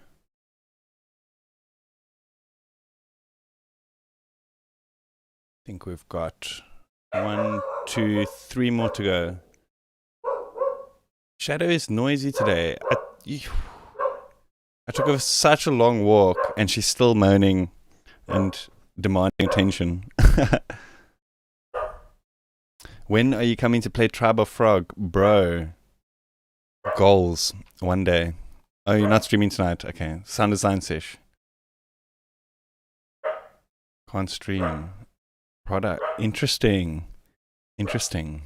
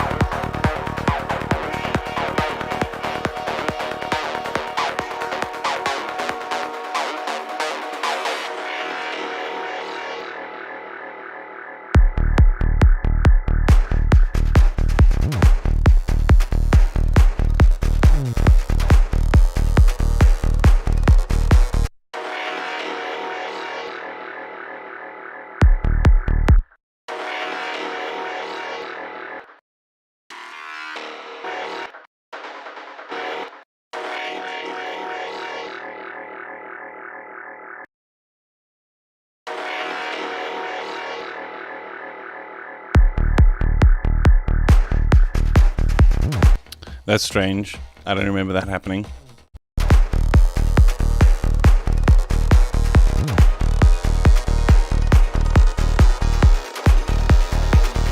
Okay, I'm just going to put in a marker and remember to fix it another time. It's too late to get nitty gritty now.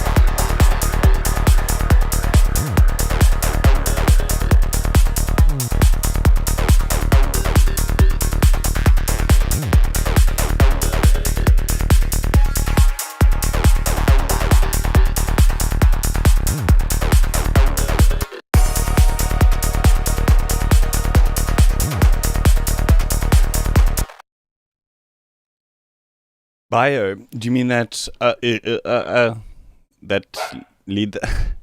I swear she was quiet.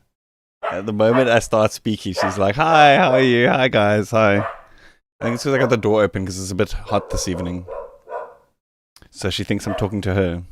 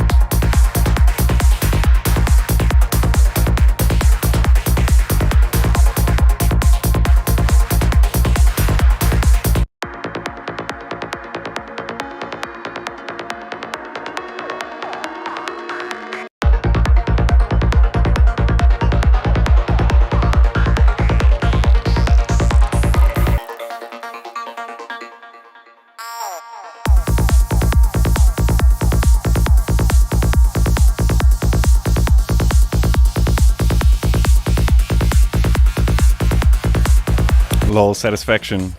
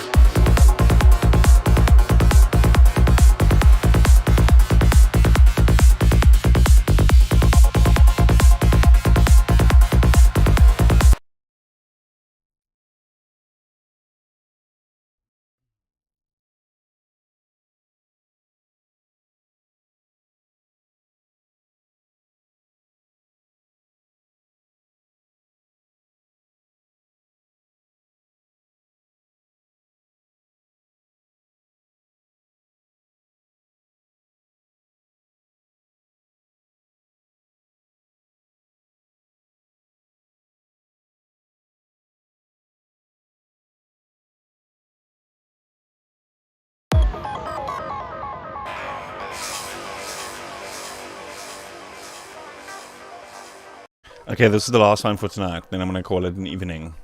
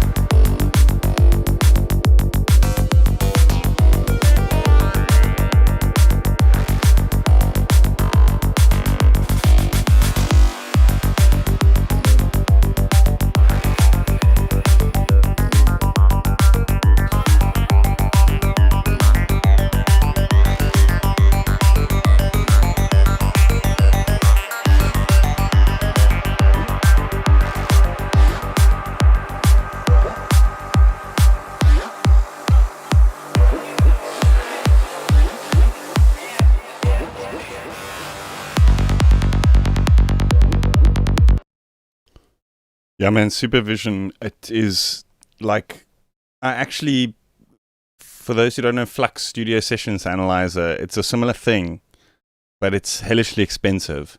And I bought that like ages ago because it's fucking awesome, but I don't use it anymore. So like, just because supervision is the ultimate, like Flux was good, but you can fine-tune supervision to your liking. You can have multiple instances of them open alongside like the workspaces thing in Cubase. Oh, it's just so good. It's the ultimate like metering tool, in my opinion, for all types of metering, not just like spectrograms and stuff like that. For LUFS, RMS, all that stuff as well. For me, like I do a lot of like, I've got a Patreon inner circle group which I do a lot of like track feedback with.